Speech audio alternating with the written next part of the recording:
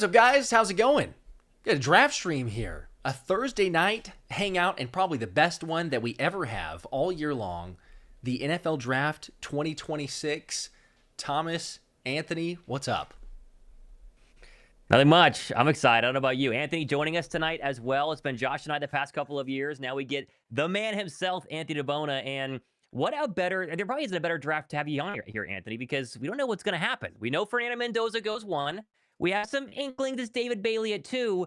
After that, it's any man's guess. My goodness, there's going to be trades. There's going to be people moving up and down.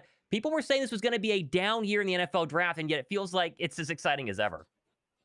Yeah, it's so funny though, because like it feels like that's said every year where it's like, oh, this is going to be a down year. The hype isn't there. There's not that many quarterbacks. There's not that many of this.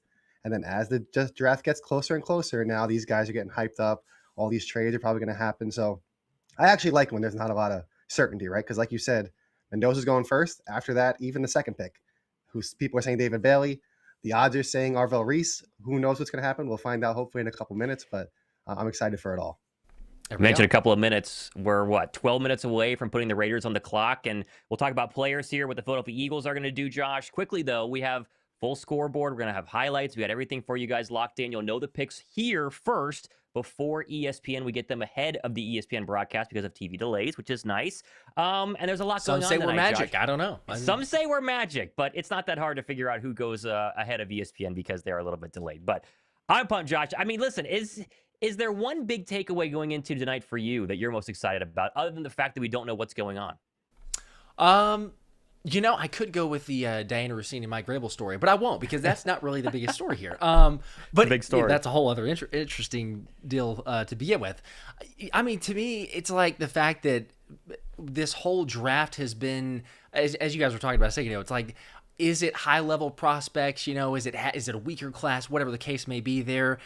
But we're hearing all these rumors of trades that are going to happen, whether it's draft picks, players in the draft, also players on other teams. We've got a Jonathan Grenard, a Brian Thomas Jr. We got multiple others. Who knows what George Pickens is doing? He signed his franchise tag, which is very interesting timing going ahead of the draft. And there's a tweet that came out from Ian Rappaport that said that the Cowboys and George Pickens had a cordial conversation, basically. I don't know how that's really justified as news anyway. So to me, I'm like, does that mean we're going to get a trade here? Is there something that's going to go down? I think that probably the biggest takeaway for me, though, like I say, is that there's just a whole lot of noise, and we get that every single year, but it feels like there's a little bit more, so it's just kind of question, like, how soon until the ball drops, so to speak, of like, oh, wow, there's a big trade, another one. Okay, how is this draft going to turn out? So we know about number 1. Like, that's not a surprise.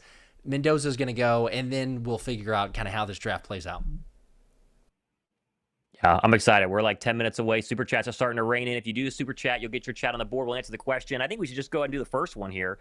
As Josh throws it up on the screen. Anthony Spur with a 5. Thoughts on the Giants having 2 top 10 picks? Anthony, there's a lot of questions here about what the Giants are going to do. Are you expecting them to go defense and receiver? I think a lot of people think it's Caleb Downs at 5. Jordan Tyson at 10, and yet it seems like Jordan Tyson every day this week has jumped up another couple of spots. Could he go number 5? I think the Giants go defense and then offense. What do you think? Yeah, I don't know what's going to happen with Jordan Tyson, right? It feels like there are people that are saying he can go as high as 5. Maybe somebody trades ahead of the Giants to get him because they're so high on him. Or there are still people saying he might go and last till 12 or 13 or whatever the case might be, right? So that's still kind of an unknown. In my opinion, the craziest thing the Giants could do is take Jeremiah Love at 5. I think that would be a silly use of resources at that point. But, I mean, they did it with Saquon Barkley. We saw how that worked out. I feel like the obvious choice to me is whichever Ohio State defender falls to them, right? Whether it's Caleb Downs or Sonny Styles, I feel like you can't really go wrong with either one. I personally think Caleb Downs is the best player in the entire draft class, but that's a whole nother discussion. And then at 10, I feel like you just take whichever wide receiver or offensive lineman falls to you, right? It seems rather simple to me, but the Giants historically and Joe Shane have a way of kind of botching certain things. They've drafted well in recent years, and we'll see if they can keep that up with 2 picks in the top 10.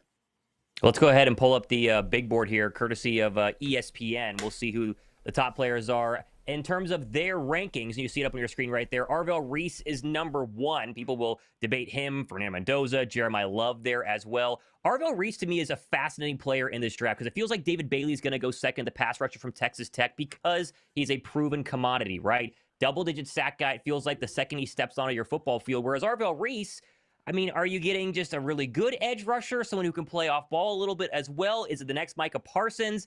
Anthony, in terms of Reese versus Bailey, is it as clear-cut to you as it is to seemingly the New York Jets right now at number 2? I honestly, I don't see it that way, right? Because it seems like they're leaning towards Bailey. I know some people have Reese ahead of them, like you mentioned, the ESPN rankings, but they're not a team that's going to be competing anytime soon, right? I feel like Bailey seems like the more surefire answer, but even he, like his profile has questions. He's not the greatest run defender. He is a phenomenal pass rusher, but the production wasn't always there, right? He had a really good season last year.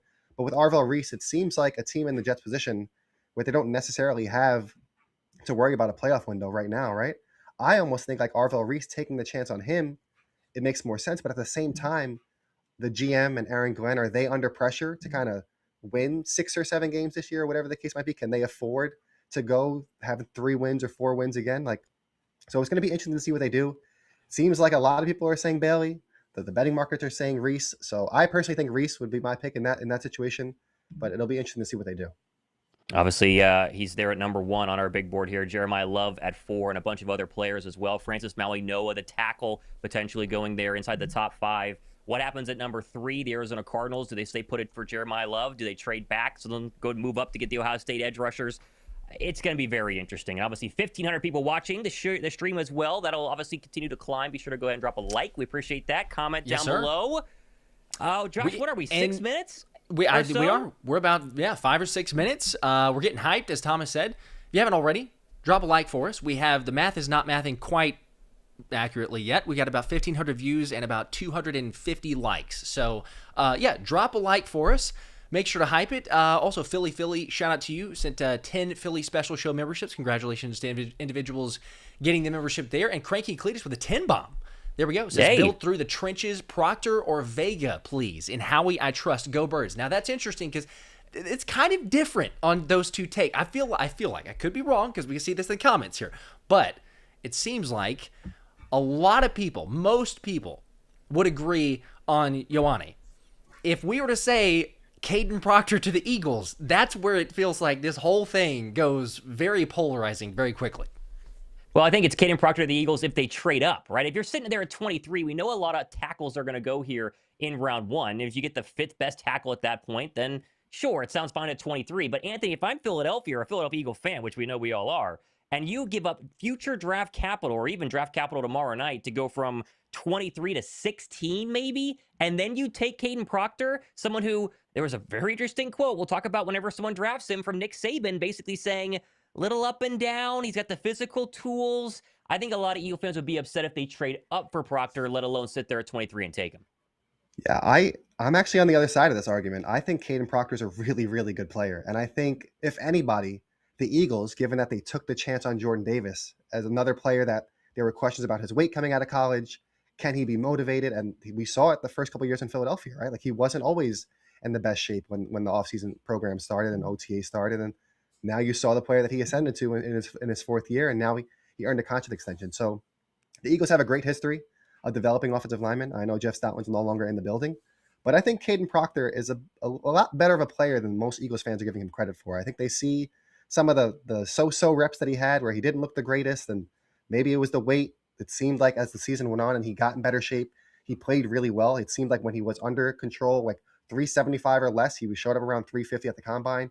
That's when he played at his best, right? So I would expect the Eagles, if they did select him, to be able to keep that under control, use a guy like Jordan Davis. He talked about when he visited the team to Devin Jackson of the Philadelphia Inquirer that he saw Jahad Campbell, so he already has relationships inside the building that would help him kind of be comfortable and become a pro and get ready for the next level. So I think Kaden Proctor is a hell of a lot better player that he may be getting credit for from Eagles fans. And even if he doesn't work out at offensive tackle, I feel like he's a player that you can comfortably slide into guard, where I don't think you could say that about a lot of these other offensive tackles that the Eagles could be considering.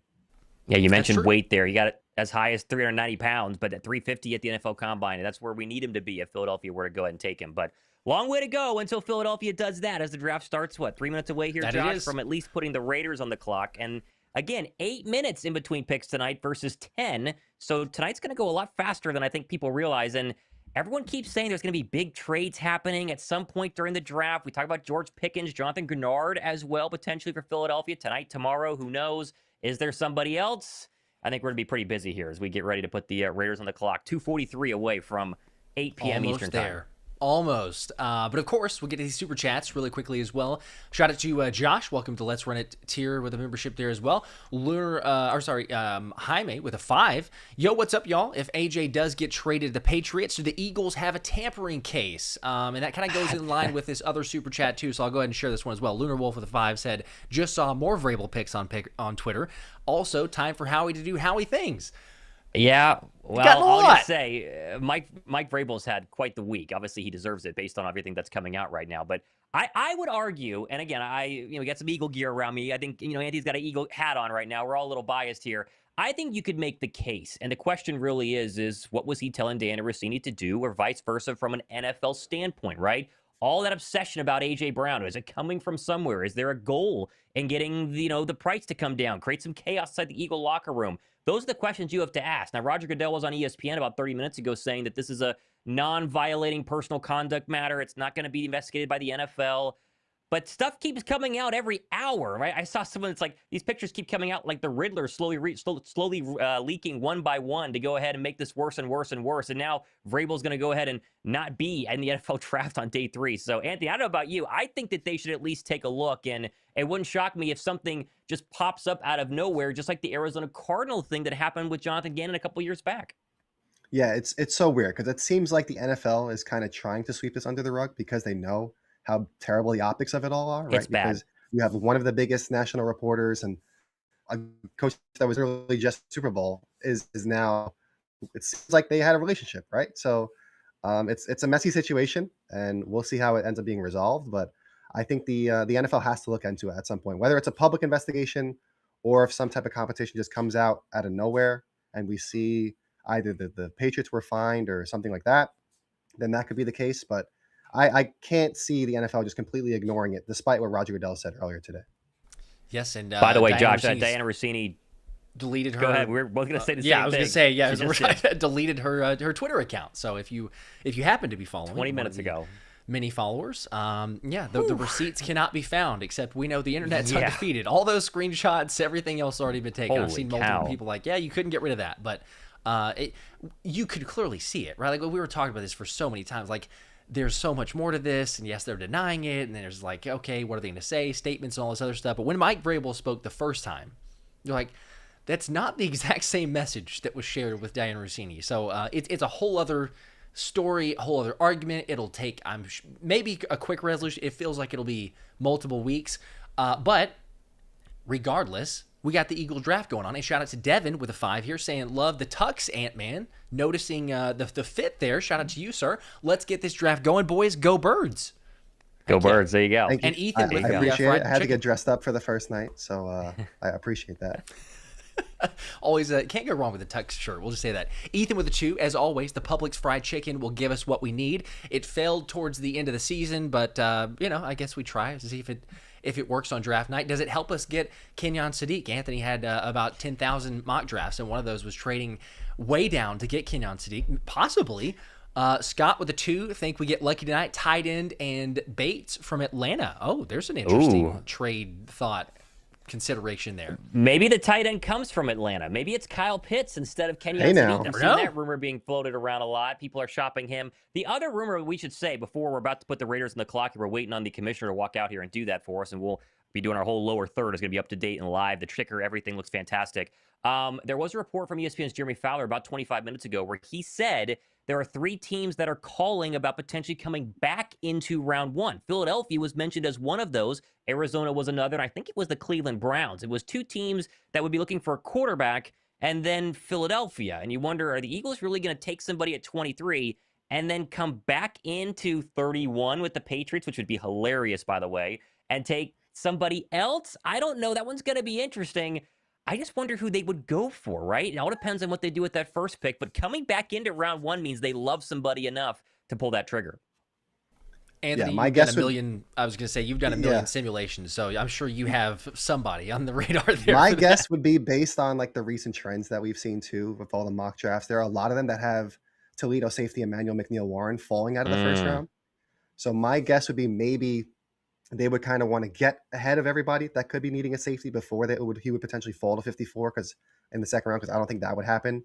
And then you're obviously getting a 5th round because of the first round pick, right? So a 5th year option on his rookie contract. So that would be huge because safety contracts are just going more and more, like they're just getting more and more expensive, right? And they're already going to have a bunch of young defensive players they're going to have to pay. So getting an Emmanuel McNeil-Warren on top of, say, if they get an offensive tackle or something like that at 23, that could give you 2 kind of foundational players at 2 positions that they've started to value a little bit more in recent years and have them under cost control for at least the next 5 years. Wouldn't mind. All right. Well, I wouldn't mind it either. Wouldn't mind it. We'll see about safety.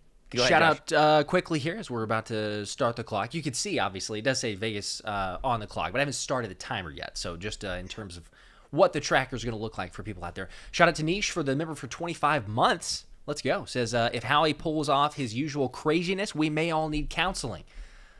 It wouldn't surprise me from Howie, but it depends on the level of craziness, I guess. Yeah, we might be working. If you're a Patriots fan, you probably do. Dylan with a 10. We've got a 3-headed goat for the stream. Look at that. Heck yeah. We appreciate that. Thank you, Dylan. Thank you. Also, how sad is it that Rossini spent like 2 years milking the AJ trade and other things, and now she won't even be the one to report the trade? Yeah, We've covered that already, but yes, it's it's a thought. It's a thought, Dylan. Yes. Sean with the 10. I didn't see a comment there. We do appreciate the support. Also to Lunar Wolf with a 20 bomb. Bang. Started the 20 bomb. Thank you, Lunar Wolf. Also, thanks to you 3 for the videos, blogs, and you keep me sane for the birds. Go Birds. Also, hope we get another Iowa Hawkeye, too. Okay. Throwing that one out there. There you go. A couple of them in this draft. Quite a few of them. Yeah. Yes, that's very true. And last super chat here currently, looks like, is Leroy with a 2. Shout out to Ant for being the best Eagles insider. Lots of love. You're far too kind, but I certainly appreciate it. Thank you. Very true. Very true. Best follow on Twitter X, at Debona NFL. They have still not put the Raiders on the clock officially. They're doing the commissioner walks out with all the different Pittsburgh Steelers legends to get them not to boo him, but looks like they're about to go ahead, and oh no, they're bringing out Hines Ward right now. So we're still waiting a little bit here. Why don't we go ahead and take a look at the overall draft order as we get ready for the Raiders to get on the clock here. This will give us our best look at what to expect over the next probably 45 minutes as we go through the top 10. Obviously, Las Vegas and the Jets are going to be staying put. We have no real insight into the fact that the Jets would want to go ahead and trade out. Arizona's a question here. Do you stay put and take Jeremiah Love? Do you take the best pass rusher available? Do you trade out? I know I saw a lot of reports saying, somebody like the Kansas City Chiefs might want to come up to number 3 overall. Keep an eye on them. Tennessee 4, the Giants there at 5. Cleveland reportedly wants to move back at 6. Washington at 7. And as we scroll on down here to get outside of the top 10, the Dallas Cowboys lurking as well, sitting there at number 12. And what are they going to do? I've seen reports of a wide receiver. Any team here, Anthony, in the top 15, you're really curious about. You're not really sure where they're going to go. I think a lot of people have ideas, but any team here that really jumps out at you as a team that you are very curious about what their plan is? Yeah, I think I'd have to lean towards the Browns, right? Because it seems like all the whispers are that they're trying to trade backs. Who would try and trade up with them? They're in kind of a weird spot at 6 where if the top 5 goes, depending on how most people think it's going to go, then 6 becomes like, oh, do they take an offensive tackle? Do they try to trade back if somebody's trying to jump ahead of New Orleans for a guy such as Ruben Bane or something like that, right? So, or maybe one of the wide receivers. So we'll see what Cleveland does. And the fact that they have another first-round pick, I think things could get interesting. And the Cardinals, another team that you mentioned, the reports say that they're trying to trade back. Are the Chiefs going to trade 9 and 29 to give the Cardinals that second first-round pick for a guy like Ty Simpson? Does we see that scenario could become alive? So to me, it seemed like the draft really starts at 3, and that's where things could get crazy with all these trades that are being reported or potentially in the works. Well, the draft has officially started, not just at 3, but the Raiders have officially been put on the clock, Josh. We're not going to wait very long. Officially here. play that, I assume, because they're on the clock. So I would say, yes. It's kick it off officially. We'll see how long it takes for them to put the pick officially being in, but we'll track it all down below there on our lower third. 3 and 14, the Las Vegas Raiders, guys. We'll talk about Fernando Mendoza here in a second. To me, this feels like a football team. If they could just get the quarterback position right and then block up front well for the quarterback, are they going to win a playoff game this year? Are they going to make the playoff games this year? I don't know about that, but it feels like they are much closer than a lot of usual number 1 overall picks are because they have Brock Bowers and Ashton Genty and seemingly a front office that knows what they're doing right now, at least this year. I mean, hopefully. Go ahead. I was going to say, they got Max Crosby back, too. Yeah. They didn't want him back, but they got him back. back. For now. Yeah, the trade that didn't have happen, actually, with the physical and everything else. I mean, hopefully, by the way, shout out to Matt with a 50 Philly Special Show memberships. That's 50 of those. Congratulations to you guys for getting those. It's all random, so it's not, playing favorites, but congrats to those 50. And Lockie, I believe, with the 2, says Josh, Thomas, and Anthony. Epic. Let's go, fellas. We appreciate that. Appreciate all you guys. But yeah, I would say my frustration was certainly with my fantasy, one of my many fantasy teams. One of them had Ash and JT on it, and it was not in a very good way. But I mean, it's like you can't go too much further down if you're the Raiders. So I would look at it optimistically there. Yes, you need to hit on your franchise quarterback, but it's like it's too obvious of a situation. Like if you're at 1 and you're like, well, you kind of like you have to take Fernando Mendoza. So that's just kind of a given. I don't know that they're going to turn things around anytime in the near future, but that's a whole other story. Yeah, the biggest thing for them is just how difficult that division is, right? It's like, how do you get around those other teams that are there? You already feel like you're so far behind. So the fact that they're going to get their quarterback, they now have Mendoza locked in, assuming that's the pick, right? Feels like that's the only consensus kind of pick for this entire draft. So now that they have Mendoza locked in, they can go forward knowing they have their quarterback. They're not going to be looking and changing quarterbacks every year. Going to see an Aiden O'Connell situation for a couple of games again. So they'll be set at quarterback, but they have a couple weapons, as you mentioned, and Max Crosby's holding down the defense, but there's still a lot of pieces that they need to be put in place before this team could really push for that playoff hunt. As usual, the first overall pick, despite knowing it for the past 3.5 months, they're going to take their sweet time as we're under 5.5 minutes to go here, and we're getting some Fernando highlights. We'll have some highlights here in a second as well. I keep waiting to talk about Fernando Mendoza until they actually pick him. I really like the kid. I know that there's this debate on where would he have gone, last year in the NFL draft, right? How do you compare him to a Drake May? How do you compare him to some of these other young quarterbacks in the National Football League? I've seen people say he'd be the 5th quarterback taken in last year's draft. I tend to disagree. I think he's one of the most pro-ready NFL quarterbacks we've seen in a long time because of the system and scheme here in and we'll talk about comps when we actually make the pick here, and he's a little small and this and that. But if you're Clint Kubiak, getting the guy to be your franchise leader for the next 10 years, I would be hard-pressed to find somebody recently that I would like way more than Fernando Mendoza. Maybe not more, because there are some pretty good quarterbacks to come out in the NFL draft, but I really like Fernando Mendoza, and I'm pumped to see what he can do in Las Vegas. Yeah, I think. Yeah, and I feel like. Go ahead, Touch. No, you're good. It just seems like people see the off the field stuff, the interviews, and they're like, oh, he's a nerdy guy. He's not a real franchise quarterback. He's not going to be the one to lead a franchise. But on the field, I mean, and even off the field, like from a size perspective, almost 6'5", almost 240 pounds.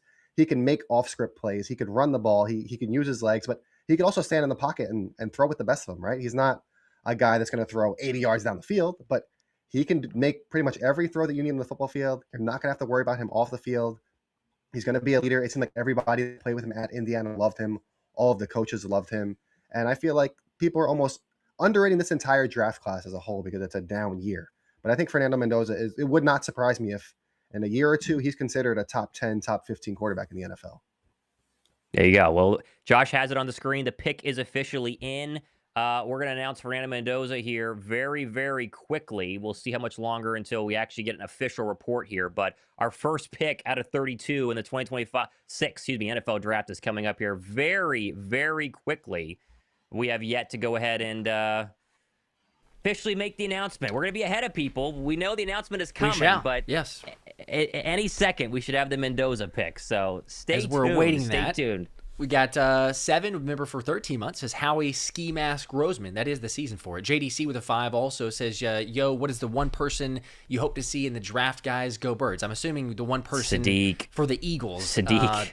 Yeah, it feels like you could go Sadiq or maybe, and this starts a whole other conversation, but like possibly if you're going with a Jordan Tyson. But it just depends on, a lot of other things, and AJ. So I think we have the pick. I do believe. I think we are ready.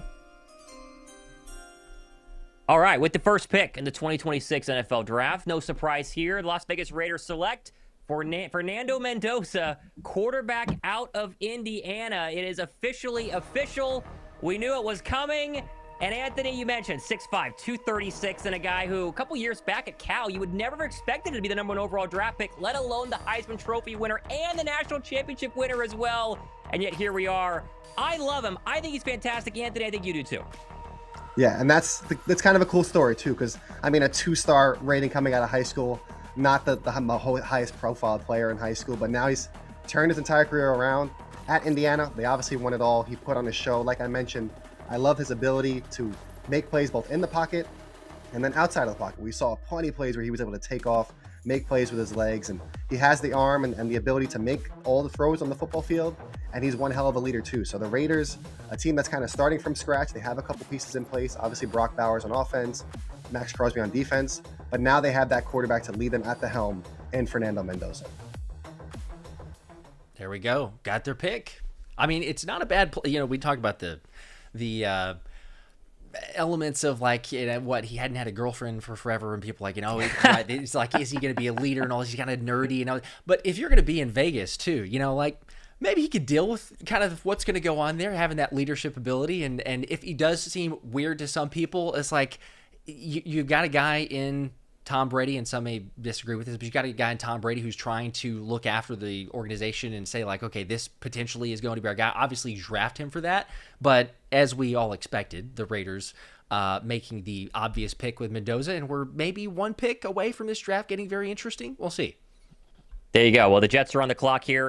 We'll can obviously flip to that on our lower scoreboard, as well as it'll show under 4.5 minutes, or a little bit. Let's call it 6.5 right now, but it's coming up pretty quick here for the New York Jets. We'll see if it's David Bailey. One more thing on Mendoza before we move on to the rest of the draft, like we're getting ready for here in a second. There's a lot of quarterbacks come out of the NFL or come out of college football these days who aren't very good pre-snap. Diagnosing defenses is very difficult for them, right? That's like the first step your rookie season is just kind of figuring out where to go with the football, and teams have to kind of shrink playbooks and shrink the field to one side. I don't think you do that with Fernando Mendoza. I think him and Jeremiah Love are the two offensive players that you could plug and play today and feel pretty good about them going out there and knowing what they would need to do if they played a football game, 3 days from now on Sunday or whenever you want to actually go ahead and throw him out there. And so I'm pumped. I'm excited to see what he can do. And now he goes to Las Vegas Raiders, and we'll see if the Raiders, what the rest of their draft is going to look like, because they could have had multiple first-rounders, and then the whole trade debacle kind of fell through. And so we'll see if they get another one by trading away Max Crosby later on in the night. Jets are on the clock right now. They have less than 5 minutes to go. I was seeing reports that they were going to wait until the very end just to make sure nobody wanted to give them an offer they could not refuse. But it sure seems like the New York maybe going pass rusher here in going to be one of two, right? Arvell Reese, or is it David Bailey? I think most of us assume it's going to go ahead and be David Bailey.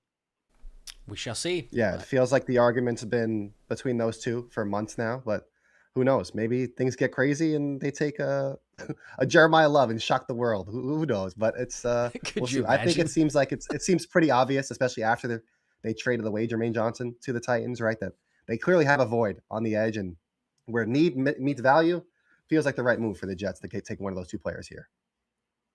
4.5 minutes away. DKT, right. Shout out to you with the 20. Go Birds. Finally, the draft is here. It is here. Thank goodness. And we can talk about other things. Although Brock with the 5 says send pick 54 in another round of Rossini Vrabel photos of the Patriots for pick 31.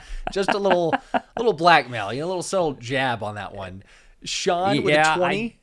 Also, at Ant always has the best hats. Where can I get this Philly Eagles hat? That would be reference code limited, or referencecodelimited.com. Use code Philly Special for 15% off. They got a ton of good hats on there, all different kinds of teams, but we lean towards the Eagles. But for any other NFL fans looking out there, ton of cool hats on their website. So just Google reference code limited, and their whole selection will come up. There you go.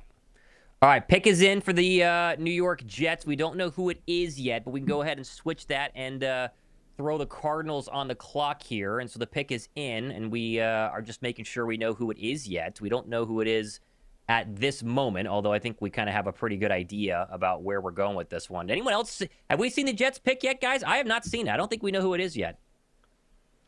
I believe that it was just we have it now. We do. Okay. All right. We have it. Let me know when you're ready, Josh. You can play the sound. Mm-hmm. Should be good to go. With the second pick in the 2026 NFL Draft, the New York Jets select David Bailey, pass rusher out of Texas Tech. As we expected, no surprises through 1 and 2.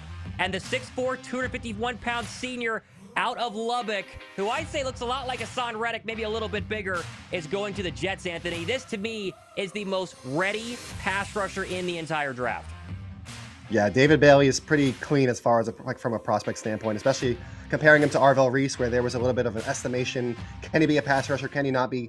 David Bailey is a pass rusher, and he's going to be a very effective one from day one in the NFL. He checks all the benchmarks that you would like to see in an edge rusher with his size. It's almost 6'4", 251 pounds, almost 34-inch arms. Phenomenal athlete with a relative athletic score of 9.66. So checks all the boxes. The production was there in college. 14.5 sacks last year with almost 20 tackles for loss. So there's really no guessing here. There's no projection as there would have been with an Arvell Reese. And the Jets are in a position where they're not necessarily going to be winning a ton of games this year, but they're going with the sure thing in David Bailey, and he's going to help their pass rush and their defense right away from day one in New York. I like it. I don't think they botched it as they could have, right? Because we say, will they draft, let's say, Jeremiah Love? Not that Jeremiah Love is not insane and very talented, but it's always interesting because you get the various takes, right, from like individual draft experts, analysts, all this other stuff. Dane Brugler had him ranked as his 7th highest prospect. He actually had Arvell Reese as his number 1. Wow. So just based on Dane Brugler's there, would have potentially gone with an Arvell Reese. Again, time will tell the story. Who knows? But I mean, I agree. I think personally, that's the pick that they needed to make. Should have gone the direction. Don't confuse things. Make things just more difficult than they need to be. Having said that, it's still the Jets. Well, let's just clarify with edge rushers here, because it's Bailey versus Arvell Reese, right? The difference here is the projection. This feels like Trayvon Walker and Aiden Hutchinson a couple of years back, right? Hutchinson was the guy who had production at Michigan. Trayvon Walker was the guy who could project out and potentially become a superstar in the National Football League. Now, both have been good, but the surefire one was Hutchinson, and so far Hutchinson has been much better than Trayvon Walker and worth way more than Trayvon Walker. And I think if you're the Jets here at number 2, you're trying not to repeat the mistake made by the Jacksonville Jaguars and projecting Arvell Reese, hoping eventually he's going to become Micah Parsons, because that's the comparison right there. And you just go in and get the best pure edge rusher in the entire NFL for a defense that didn't get after the quarterback a lot this last year. My only question is, they've drafted some good defensive players, guys, the past couple of years. They're just no longer on the team. Quinnen Williams is gone. Sauce Gardner is now gone. Jermaine Johnson, Anthony mentioned, is now gone. Can they keep him long enough, or I should say, can they rebuild around him fast enough to keep him in the long term? That's the real question for the New York Jets. And the question that I was going to throw out there is, will this help the Jets have an interception next year, their defense? Can they finally break that streak? Will it actually happen this upcoming season? Because they obviously had the dubious one of no interceptions in an entire – that seems just – it's one of the most ridiculous stats ever. And every time that I think about that or bring it back up, it's like, how is that possible? A ball should have just been tipped and like some random interception, yet they couldn't have gotten one. So surely it'll help them in a way. Jacob with a 5 real quick says, I hope we beat the brakes off the NFC East and our opponents so bad this year, we send them all into the improvement cycle. Hopefully so. There you go. Lots of draft picks, lots of draft capital here, but we're all for that. One break higher also with a 5. Do you guys think the Eagles will do a massive trade during this draft? I keep seeing people saying how we might trade draft capital for Myles Garrett. That's a big, I thought we were talking about trading for Kaden Proctor. That's here. massive We're trade, talking about Myles yes. Garrett right now. Holy cow. There will be a big trade that happens on night 1. I feel very confident there will be a trade for a player at some point tonight. I think it'll be Myles Garrett. I mean, maybe not. George Pickens seems to be the big name that's kind of floating around right now. Brian Thomas Jr. out there as well. I thought we were talking more about trade up here, which if they're going to be some trade ups, you wonder if right now number 3 with the Cardinals is potentially this range, Anthony. We were, under 3 minutes to go here, under 4 to go. Are the Cardinals waiting as long as possible to see if they get an offer they can't refuse before taking pass rusher, running back? This is the most interesting part of the draft that starts right now. Yeah, and it's felt like a point where teams were just going to try and trade up, right? But at the same time, the reports were, maybe the Cardinals are just going to take Jeremiah Love because he's the best player on their board, despite just signing Tyson Algier and still having James Conner around and being a real rebuilding team where they could really just take anybody. It seems like Arvell Reese would be the top player on their board at this point, but who knows what they're going to do if they don't find somebody to trade for this pick. So it's going to be interesting to see how it all shakes out. And as far as the Eagles go, a potential trade up to as high as 6 was projected by Benjamin Albright of I saw the that. Broncos, but he throws out some interesting rumors there at times and hits on quite a few of them. So that kind of caught my eye. But another receiver that Jordan Schultz reported was Texans receiver Nico Collins. Apparently teams called and checked about him. So it seems like if there is going to be a big trade, whether it's the Eagles or somebody else, it seems like the wide receivers are the players to watch for. Probably not a receiver here, obviously, but coming up soon, Anthony. I think receivers are happening a lot sooner than people are going to believe inside this top 10. Under 2:45 to go. We still do not have the pick being in for the Arizona Cardinals yet. As you can see, their draft picks below us right now, 334, 65, 104, and a couple of later rounders. Cardinals pick is in. When we know when we have it, I don't see it yet, so they are not trading out. There's our first domino really to fall here. They are not going to trade out of number 3. They are going to make a selection. Looks like we have the pick, and we do. Let me know when we're ready. We'll listen for the chime, and we'll go ahead and read it off. This is an interesting one. It is. It is very interesting. Let's see here. Helps to spell a guy's name right. There you go. Yep, it's got an interesting spelling. That might give it away a little bit here. The Cardinal pick, though, is officially in. With the third pick in the 2026 NFL Draft, the Arizona Cardinals select Jeremiah Love, running back out of Notre Dame. And I don't know if this is a shocker. We've seen this being rumored the past couple of days, but if you're the Arizona Cardinals, are you going to pair him with a quarterback? I don't know. But one thing I do know, Anthony, is that Jeremiah Love is widely considered the best overall player in this draft. The most pro-ready guy who can step in day one and give you that Zeke Elliott rookie year magic. He's big, he's physical, he's fast. You see the highlights, he's elusive. This is one of the most exciting running back prospects, I think, since Zeke and Saquon Barkley. Yeah, he's a total complete running back, right? And he's probably going to be an immediate impact player in Arizona, and he could literally do it all. His size, he checks all the boxes there. 6 foot tall, 212 pounds, 32-inch arms, ran a 4.3 in the 40 at the combine. When he's really such a good prospect, he didn't necessarily have to run at the combine, but it seemed like he wanted to make a point, and it clearly caught Arizona's eye because despite having a ton of needs all over that roster and not necessarily being a team that's ready to compete, this kind of seems like when the Falcons took Bijan Robinson, right? Like most teams will wait until they fill all the other major positions and then find that running back, whereas the Cardinals are saying, listen, get Jeremiah Love in the building. We'll figure out how to build around him because he's going to be a damn good offensive player for a long time. That he shall. And, if you're figuring for one NFC scout was saying that for teams that struggle to keep drives alive, this is your guy to help make that happen. And, you think about the Cardinals, Jacoby Brissett situation going on there. They could use all the help they could possibly get. So I like the pick. I did also see there were a couple comps. And these are always fun, because it's like, okay, who's people saying like this is going to be the next so-and-so and everything else and how it plays out. But Jahmyr Gibbs was actually multiple interesting draft analysts who had brought up Jahmyr Gibbs as kind of the comp there. So it's kind of interesting. I saw Alvin Kamara. I thought Alvin Kamara because he's so good out of the backfield, right? And that's something also when you want to move the sticks for the Arizona Cardinals is your running back getting involved. Will they keep Marvin Harrison Jr. tonight? Will they draft a quarterback tonight? Could they trade for Tanner McKee tonight? I mean, that's another option there. They need a quarterback. Pair with Jeremiah Love, Anthony, would be very interesting. I could see the Cardinals coming back into the end of round 1 and taking Ty Simpson. Yeah, I feel like that's always been what I've kept my eye on and what most reporters have said in recent days, especially where everybody's saying that Ty Simpson is going to be a first-round pick. So it's like, okay, so which team is it going to be, right?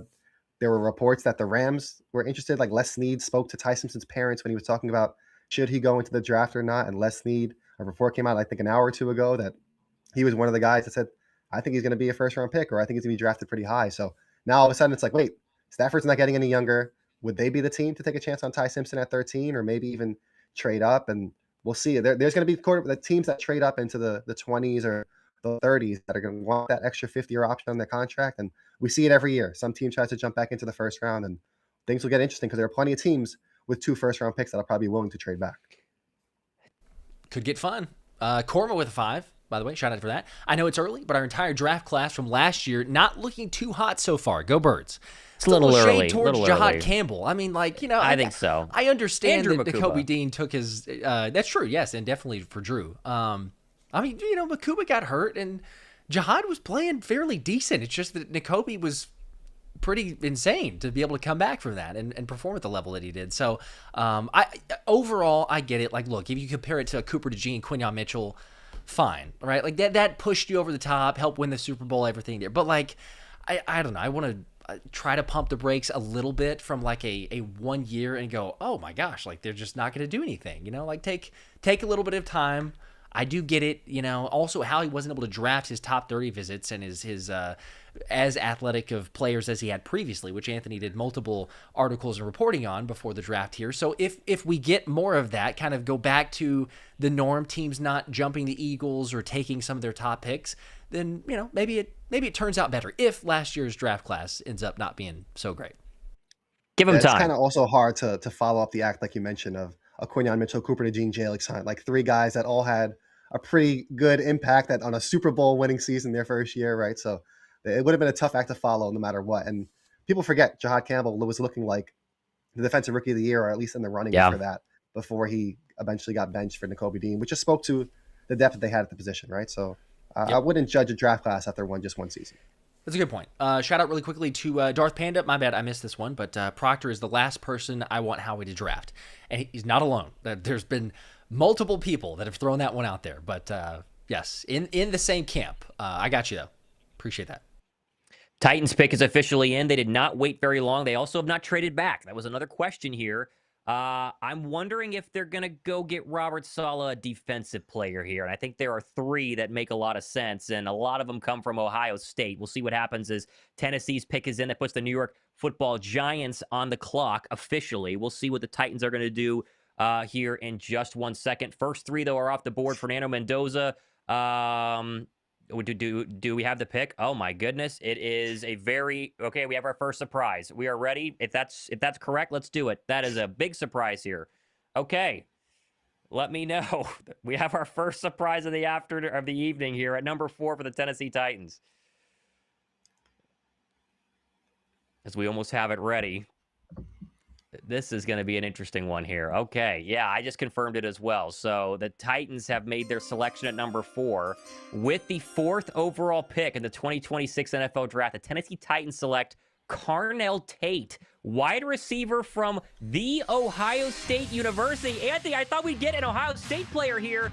Not Carnell Tate. He was number 13 overall on ESPN's big board. He goes number 4 overall. 6'2", 191 pounds.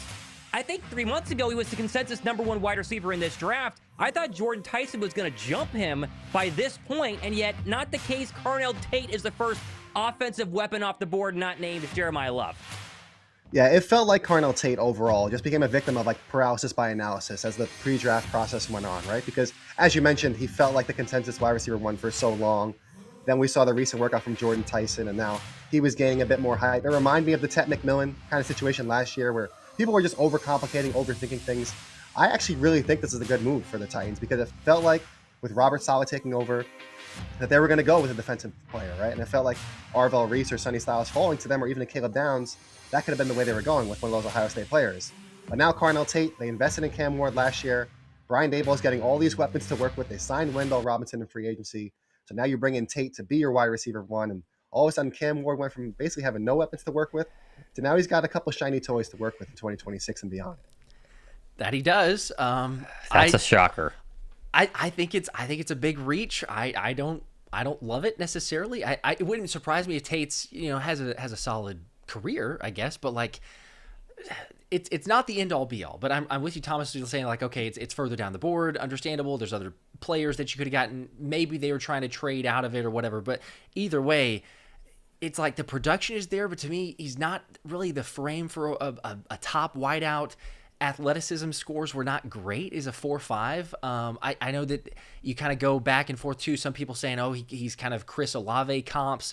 But just looking at the board, I'm kind of with it. It's definitely my least favorite pick so far out of what we've seen. Granted, we're only a couple picks into it, but maybe he proves it wrong. I just, as of right now, kind of not thinking necessarily that type of guy, but we'll see. Well, and let's just be clear. This is a good pick just to get a weapon for Cam Ward, right? But you drafted Cam Ward number 1 overall for sure. last year. Yeah. Making sure you have weapons on the outside is fine. I think the question here, though, is he that much better than a Jordan Tyson? We'll see how high up Jordan Tyson is going to go. And then Makai Lemon. I think a lot of people are very high on Lemon, even though he might go at 10, 11, 12, 13. Is Carnell Tate 10 picks better? If Lemon goes at 14, that's going to be the real question here. And what is a very deep wide receiver draft, Anthony, but I don't think it's a very top-heavy wide receiver draft, and the fact that there's a superstar guaranteed at the top like Jeremiah Smith will be at this time next year.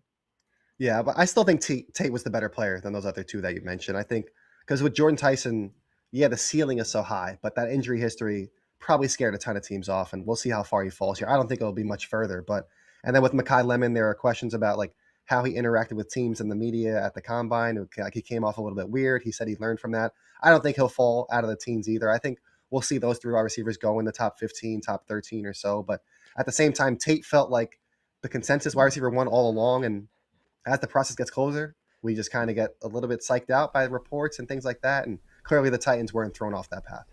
The Giants pick That's is fair. officially in here. This makes things very interesting now because A, we've had no trades, but B, some of these star defensive players like a Caleb Downs and an Arvell Reese, who people thought would be gone by now, I think at least one of them would be gone. And we now know who it is. We have the Giants pick, so let me know when you're ready for that one. But it seems like some defensive players are falling. The tackles are falling here as well. If you're looking at either one of these and you want to start moving up, Cleveland at 6 after this Giants pick could be the answer.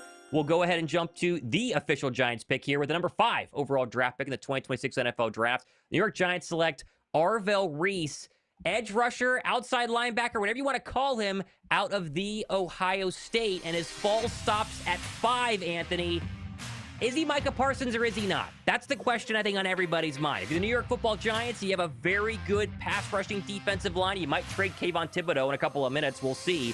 Reese, though, he's too good of a ceiling to pass up on was my take. I would have taken Bailey over him. I'm surprised he fell all the way to 5, though.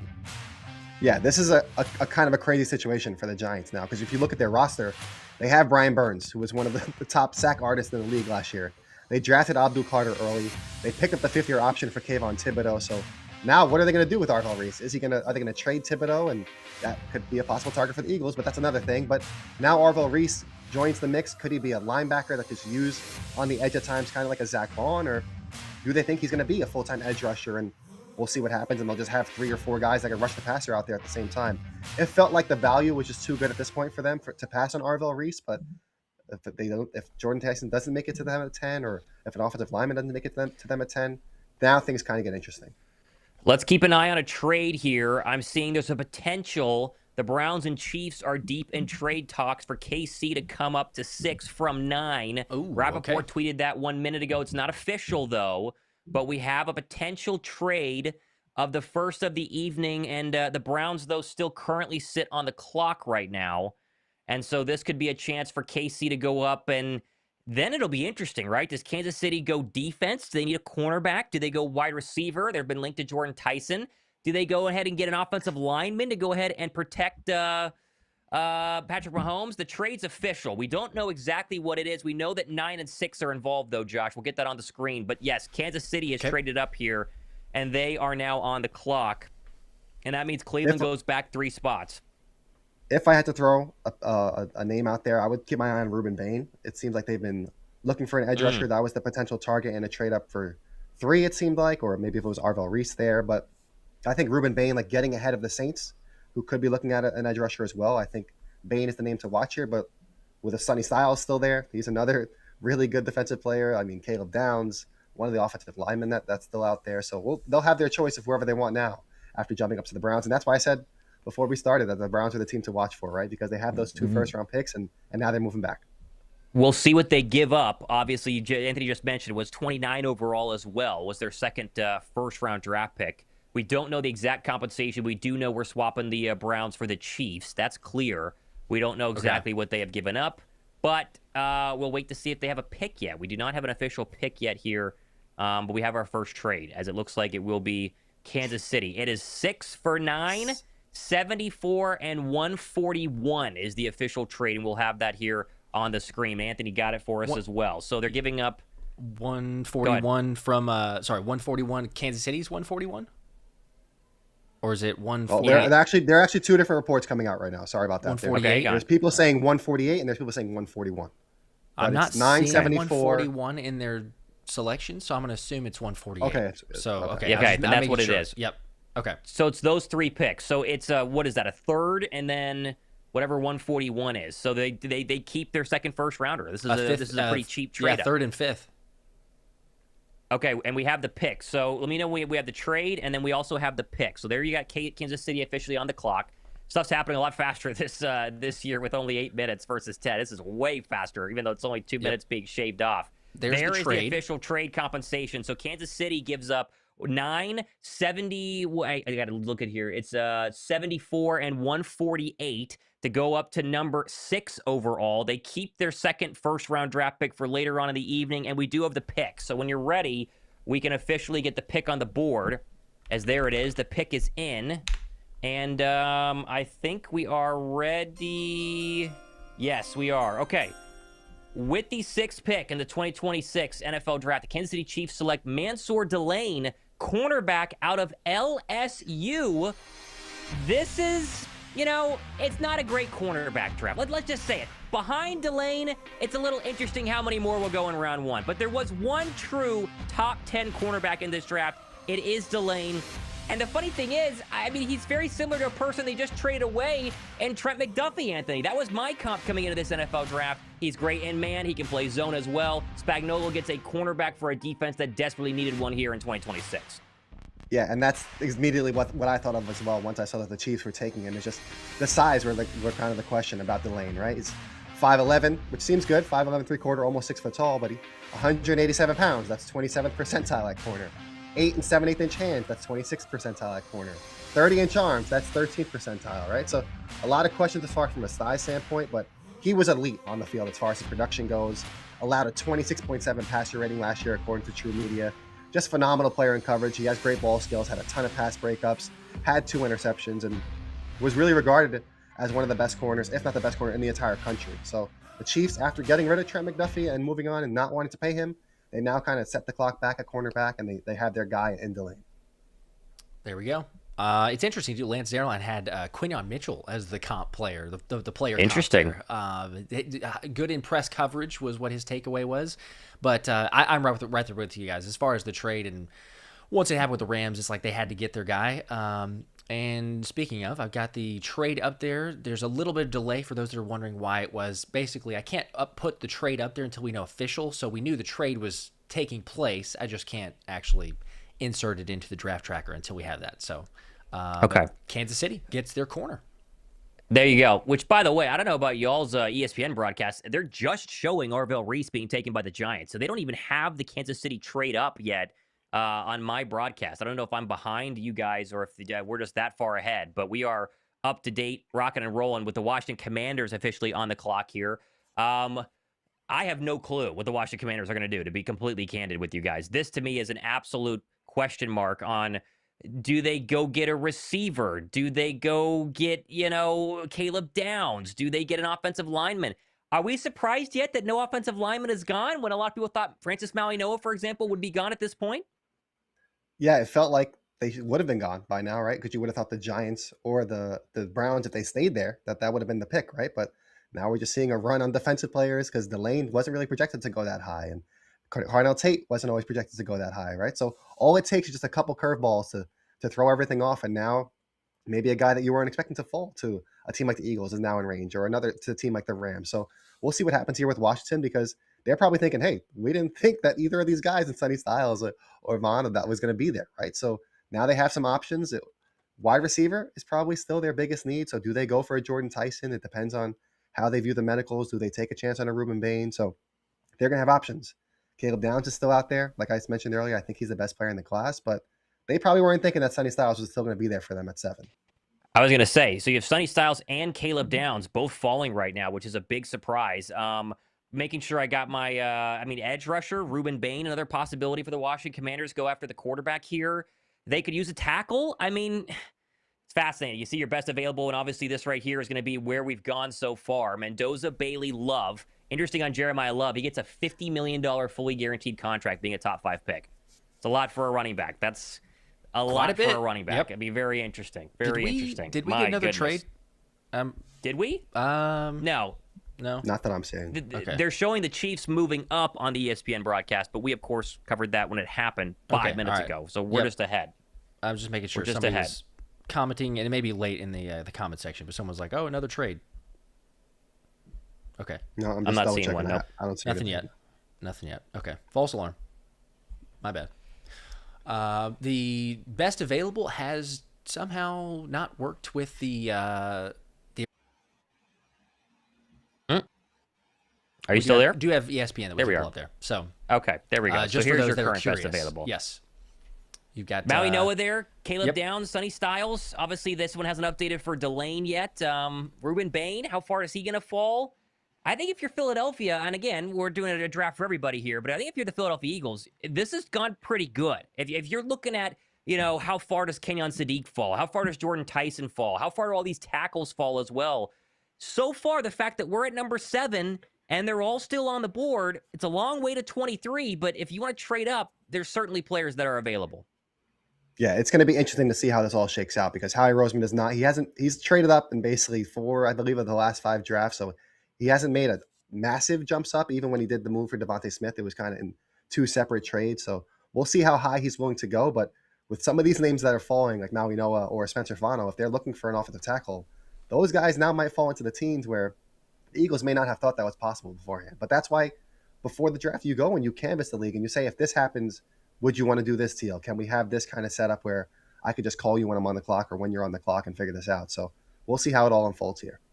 Okay. Well, we're still waiting. They have not even announced the Chiefs pick, by the way, on ESPN. So just FYI, it has not happened yet. What is this? Interesting. I mean, can we say that, Josh? I'm waiting to get verification, but just, Can I just mention something here? I won't say who, Yeah, a little bit. Just don't say who. Okay. Waiting to get confirmation if anything can be shared. Okay, I'll wait for confirmation. Yeah. Listen, we always say this. We don't have insiders, but people tell us stuff, and people are telling us stuff right now, which is interesting. So we'll see. To Washington. We have the Washington pick. Okay, we have the Washington pick. We can put the pick is in. Make sure I have it here as well. I do. Let me know. Yeah, okay, we have it. We have it. Okay, with the 7th overall pick in the 2026 NFL Draft, the Washington Commanders select Sonny Styles, linebacker out of The Ohio State University, and his fall has stopped, Anthony, at 7. He's a fantastic middle linebacker. My goodness gracious. Talking about a guy who's a former safety, so he's incredible in coverage. One of the best cover linebackers going into the NFL right now as a rookie.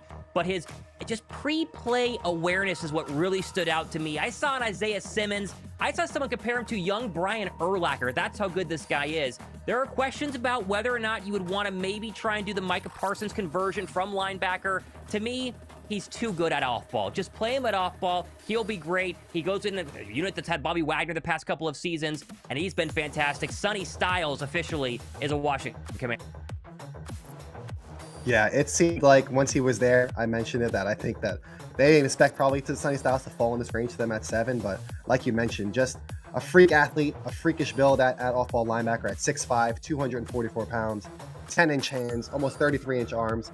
He tested off the charts at the combine, a 9.99 relative athletic score. So athleticism is not a question, but on the field, he's a near flawless player as well, right? What he can do in coverage with his size, what he can do coming downhill as a blitzer. So we knocked the Commanders' defense for being so old and not really having any foundational players to build on. Sonny Styles will come in and be a game changer for that Washington defense from day one. Seen some shades of Fred Warner, by the way. I mean, it's insane though. 6'5", 245, runs a 4.46 40. Like his 10-yard split. Anthony and I were texting this multiple times because we're like comparing other players and how they are and whatnot. His 10-yard split is like a 0.02 of a second slower than a Reed Blankenship and a Dylan Theamman. So at that size, it's kind of unfair. I mean, 6'5", 245, you'd be able to get all over the field. I think that's a great selection there. They could have taken a lot of other people. They need to get younger and so many other things. But, you have to say that for an NFC East rival. But it's a good pick. I was going to say, it's hard to, knock people inside the top 10. Everyone has their flaws, but we focus on the positive things here. He's not the best run defender. He's not a bad one. He's not the best, though. That would be the one area where I could go ahead and say Sonny Styles has some work to do. But you go into a unit that, like you said, is extremely old, then he's going to give him a lot of youth, a lot of speed, and he's fantastic in coverage, which is extremely undervalued, I would say, from a linebacker position. Something that us Eagle fans are really hoping, obviously, with Zach Bond and Jahad Campbell, take to the next level here in 2026. With that, we are at 8 already. And we have the 8th overall pick already as well. And so once we confirm that, I see it. We'll make sure you guys see it as well. But the Saints are on the clock, and they have made a selection extremely fast. So they are, I think, a little surprised this guy is still here. I think some of us are as well. He had a lot of pre-draft hype, but I am ready whenever you guys are, as well, for pick number 8. With the 8th pick in the 2026 NFL Draft, the New Orleans Saints select Jordan Tyson, wide receiver, Arizona State. This guy had more pre-draft hype, I was going to say here, than anybody I had seen in the past 2 weeks. The Jordan Tyson rise from being a bottom of the first-round guy due to a bunch of injuries, which we can talk about, to a top 10 draft pick needs to be studied. He didn't work out for any team, Anthony, really in front of anybody, Combine, Pro Day, until this past Friday, and he looked pretty darn good. Hamstring questions going into this season. Basically didn't play the couple of games there at Arizona State. Jordan Tyson, though, this is a very high ceiling, high risk, high reward pick here for Tyler Shuck and that Saints offense. Yeah, I felt like once the last year they found their guy in Tyler Shuck at quarterback. You still have Chris Olave there. And you needed somebody younger. At wide receiver, a lot of people thought it was going to be Carnell Tate. They thought he was going to fall to 8, but he obviously went earlier to the Titans. Now they pivot to Jordan Tyson, who some people think has a much higher ceiling than a Carnell Tate. But the Saints are in a position where they can kind of take that risk, and he has the questionable injury history, but at the same time, like you mentioned, that workout that he had, I believe on April 17th, he caught a lot of attention for that. It looked like he was floating in the air, and you see it in these highlights that are showing on the screen right now. He's an unbelievable wide receiver, and once again, a player that I think people were overthinking, right? Because they were like, the injury history, he's not working out, the hamstring, what's going on there? But it's not worth overthinking it, especially for a team like the Saints that needed help at wide receiver. Jordan Tyson is going to be a game changer and immediately impact their offense and help it take it to the next level. And an NFC South that is kind of wide open when you really zoom out and think about it. That it is. And Cleveland is on the clock in the meantime. It's funny, though, you mentioned the Jordan Tyson, the workouts and everything, and it's like the up and down, just the extremes of the NFL draft season, and like how you're like, oh, this prospect's going to be top 10 for sure. And then there's a moment where it's like, he's not even going to be the top 20. Matt Miller, ESPN, he was saying he didn't think he'd be even anywhere in the top 20. I think Brett Coleman did a mock draft that had the Eagles being able to get Jordan Tyson at 23. So some people were actually buying into that hype of the injury concerns and thinking, oh, he's just going to slide down further. But then you also had other like scouts, and I think it was maybe the Giants report, some other reporter that was saying like shades of Odell Beckham Jr. There's some Justin Jefferson comps. There's some Terry McLaurin comps. Like every player that's been thrown out, there's like, hold on. Like he's got some insane talent, but like he's got to live up to it there. But yes, as we've said, he's got all the tools in his body, as Howie Roseman would refer to it as. And, makes a lot of sense. Get in a Kellen Moore offensive system. Should be able to do well if he could stay healthy.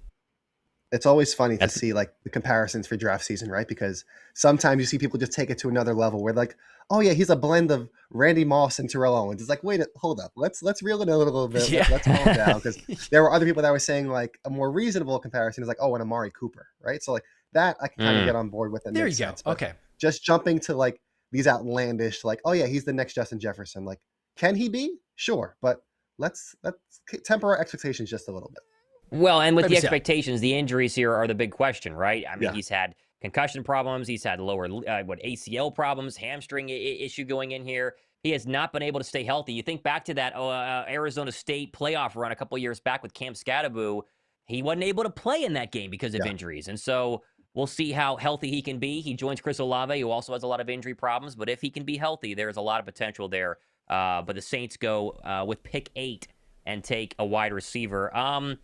Let's take a look. Oh wait, do we have something here? Let me see. We do not. No, I'm just that's just some extra knowledge for you guys. Unfortunately, it can't be shared. It's the beauty of having sources at times, and sometimes we can't say anything. But so that you guys know or are aware of where this thing's headed. I promise you, everybody else out there, I know you're gonna be like, Josh, come on, this is why. Like, I'm not gonna say anything that we should not be sharing. Things like that. It'll play out eventually. But I'm sorry. It's something that can't be shared, unfortunately. There you go. All right, keeping an eye on our inside information. I think we still have the Browns on the clock right now. We don't have that pick yet. You want to show us best available right here, Josh, if you can? We have that ready to go? Yep. Because now we're starting to get into some of the other names to keep an eye on here as we get to the Cleveland Browns at number 9. Francis Mauigoa. I mean, do you want to protect Shedeur Sanders or Deshaun Watson or whoever it is? Caleb Downs still on the board there as well. Obviously, you see Styles and Delane, but that's because they are behind our broadcast. Where does Ruben Bane end up here? I don't expect the Browns to go and take an edge rusher. If they did, then get on Myles Garrett trade watch, I would say. Where do we put Monroe Freeling? I'm just curious what the Cleveland Browns are going to do. Monroe because Freeling. He's not a fan. I know that okay. one. I feel like tackle. I feel like this should be Francis Mauigoa. Am I wrong on that, Anthony? It feels like the Browns should go tackle. It feels like they probably traded back from 6, right, to 9, thinking that, listen, if one of Francis Mauigoa or Spencer Fono reaches us at 9, that'll be the pick, right? So now we're at 8 picks through. No offensive tackle has been selected. It feels like Mauigoa would make sense, but there are people that have Fono ahead of him. They're kind of 1A, 1B at offensive tackle. So in my eyes, you can't really go wrong with either one. The only thing is with Mauigoa, there was a report that he has like a back injury that's fine for now, but if it flares up, he could have to undergo surgery. So that's a whole question where one team can view his medical and think he's a flawless prospect and totally fine. Look at the Jahad Campbell situation last year with the Eagles, right? So many teams passed on him, but all it takes is that one team to not give a red flag and not like medically flag a player and take a chance on him. So my eyes would be on Mauigoa or Fono, and they really can't go wrong with either one here at 9. Under 2 minutes for this pick, as we are still waiting to see what they're going to go ahead and do. I don't have it yet. We'll see whenever we officially get that number out there. But as we're getting a look at Sonny Styles on the ESPN broadcast, they have not announced the Saints pick, by the way. So shout out to the 6,500 people who are watching us and knowing what's happening here first, which is absolutely fantastic. We appreciate you guys. We have the pick. So we officially have the pick for the Cleveland Browns. Their pick is in here at number 9. Let's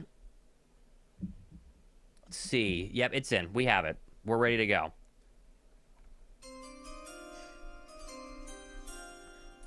With the 9th pick in the 2025 or 6 NFL draft, the Cleveland Browns are selecting Spencer Fono, offensive tackle out of Utah. There's your first tackle off the board. And this, to me, great pick for the Cleveland Browns, who really need to figure out who the quarterback's going to be. But when they do, they have someone to go ahead and protect him. A little undersized. There's questions about maybe he could play guard. We'll see. Holding up against those powerful defensive ends on the outside, Anthony, but extremely athletic and a really good zone run blocker as well. Yeah, I feel like Spencer Fono was, like I mentioned, a no-brainer pick for them here, either him or Mauigoa. They went with Fono. It felt like either direction, they were fine. He just doesn't necessarily have the medical questions that Mauigoa has, but he has the size, I think, to at least try out at tackle at times, right? Like, let him start there, fail at offensive tackle, and then if anything, you move him inside to guard. But I think he has the staying power at offensive tackle and the experience there. He showed it against plenty of top edge rushers that he's able to hold his own. And I think he'll be a foundational player for the Browns. And you see the turnover with their offensive line this offseason, right? They needed to add some certainty there. They made a couple of trades. They made a couple of signings. But Fono gives them that long-term building block up front that they've kind of been missing since Joe Thomas left all those years ago, right? So they're hoping that Fono's the next Joe Thomas. Might not be quite that player, but I think he'll be a very good starting offensive tackle for years to come. It's a smart pick for him. Also had Dane Brugler sharing that Fono was his number 1 offensive tackle on his big board. So in terms of selection and where they would go from that, I didn't realize this, but it was 265 pounds whenever he enrolled at Utah, and then added 50 pounds his first year on campus. That's an interesting nugget. Shout out to the Beast is like the best resource. So like, for people that have not, it's like the opposite of Kaden Proctor. Yeah, basically. Yeah. He doesn't have that issue. He's trying to put on weight. We need you to eat as much as possible. So maybe him and Kaden Proctor should team up and just Kaden Proctor give him. They probably should. There you go. One of them can be guard. One of them can be tackle, and you're fine. You put them on the same team. They'll work out. It's like Jordan Davis and Jalen Carter. You get the great tandem there. Speaking of tandems, the tandem pick here for the Giants is on the clock right now. Caleb Downs has fallen out, potentially the top 10. This feels like Caleb Downs, because based on everything we heard, is that the Giants love Caleb Downs, so they have a chance to go ahead and take him here. Josh, you're going to say something. Didn't mean to cut you off there, but the Giants are on the clock, and they're about halfway through.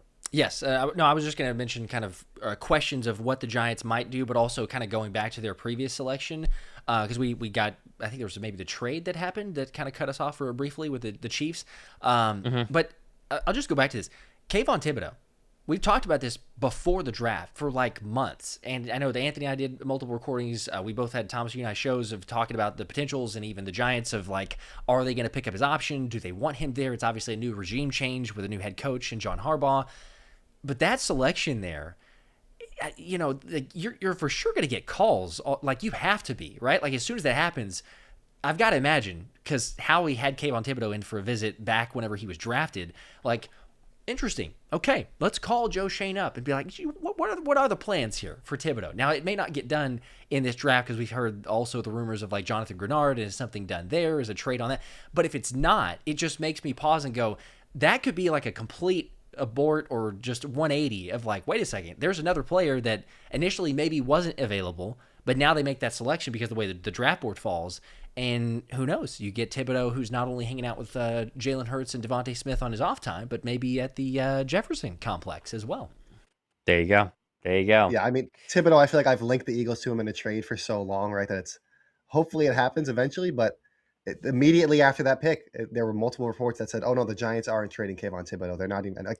But to me, that's them saying, hey, I know we just took another edge rusher with a top 5 pick, but we're not trading him. So, like, they're just trying to keep that price high if they do eventually want to move on from a Kayvon Thibodeau, especially knowing that Jonathan Grenard, maybe an Alex Highsmith, some of these other edge rushers are potentially out there as well. They're trying to keep that value high while they can. Which makes sense, as they normally do. Do we have the pick yet? I have not seen it yet. I was going to do a quick shout out to everybody in the stream. We've surpassed joint stream 7,000 views. I think that's the highest we've had during a draft stream. So you guys are the best for that. But drop a like for us because we're only 1,100 likes. And if the Eagles are, I mean, you could be for any fan. If your team gets the player, or your team will get the player you want, if this draft stream gets up to 2,000 combined likes, that's what we've been told. There you go. I don't know if it exactly works, but yeah, give us a like. We've also been told the Giants pick is in. We're ready for that whenever you are, Josh. We are ready to go for pick 10. Oh, wait. Oh, no. Okay. Yes. We're confident that this is who it is. Yes. Okay. We have it. So the Giants pick is in. Dolphins are going to be putting on the clock here in just 1 second once we announce this selection. They're just showing Jordan Tyson to the Saints on ESPN. We have number 10, though. With the 10th overall draft pick, the New York Football Giants have selected Francis Mauigoa, offensive tackle. They don't go Caleb Downs. They go with the tackle at number 10. I, for one, am pretty surprised by this, Anthony. Not because I don't like Francis Mauigoa. I think a lot of people think he's the best tackle in this draft. You can debate that with Fono. That's fine.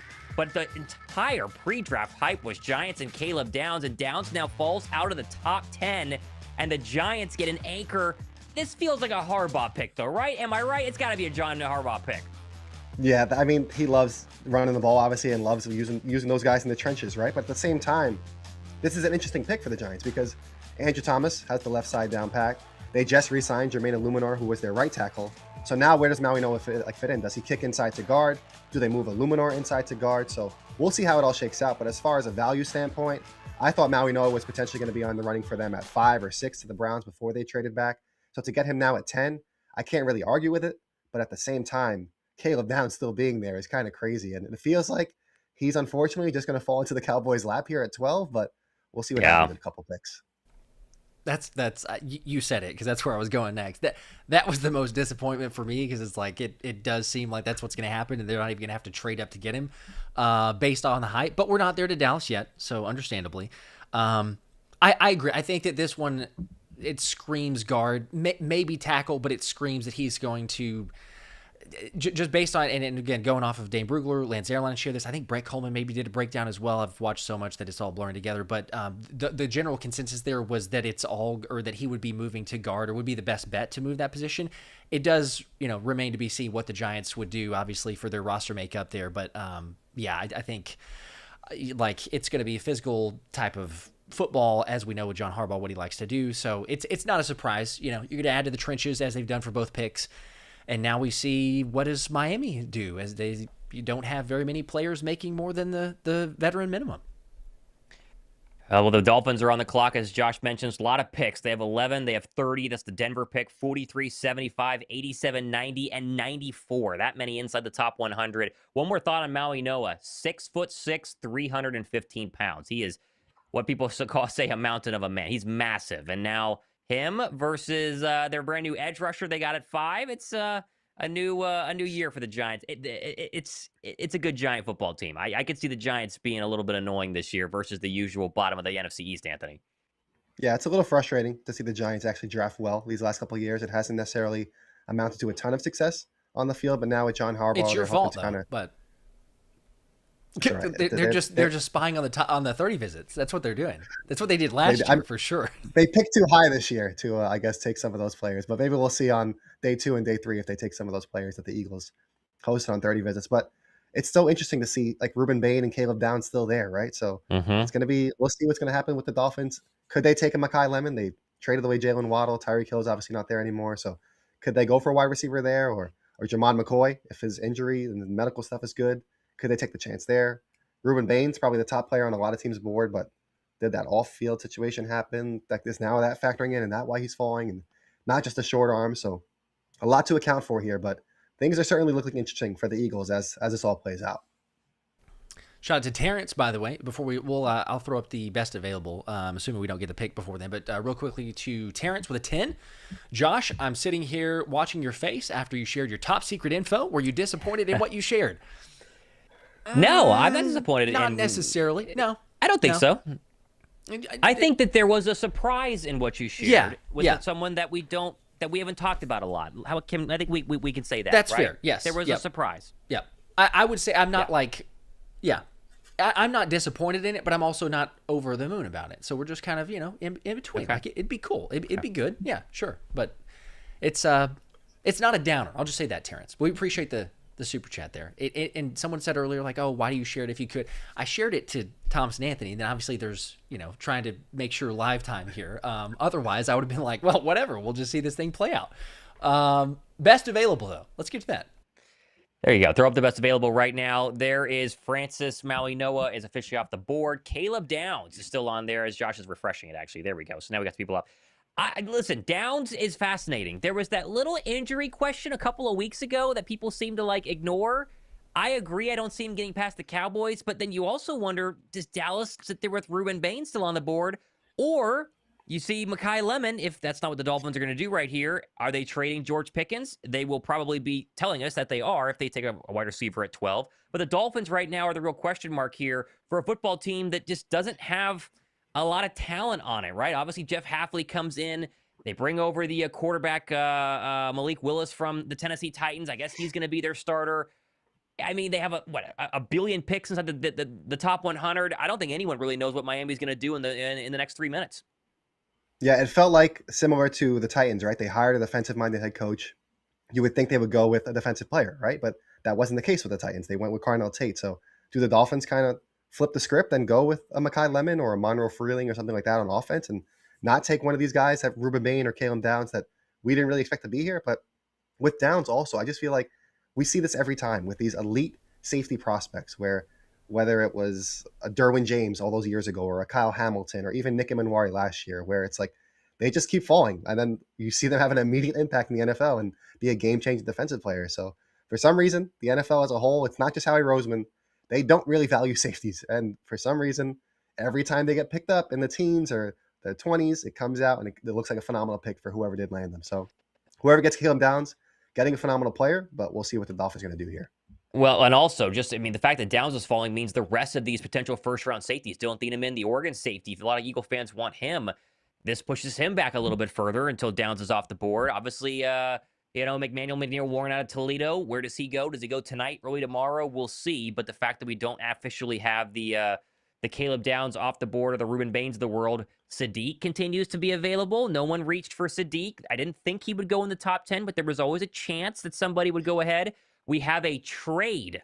Wow. Okay, we have a trade. We're going to get that when we know the actual compensation. But it is Dallas jumping up one to Miami's 11th spot. So Dallas has given up something to go up one position to get somebody that is probably going to be Caleb Downs. We'll see. We don't know yet. But that is Dallas beating out. Apparently other teams were probably calling, and they have somebody in mind that they really want. So the Dolphins have traded out of this pick. That's interesting. Wow. The Cowboys are in. We'll see what the compensation is. Although you're moved back one spot, it's going to be a simple late round pick most likely.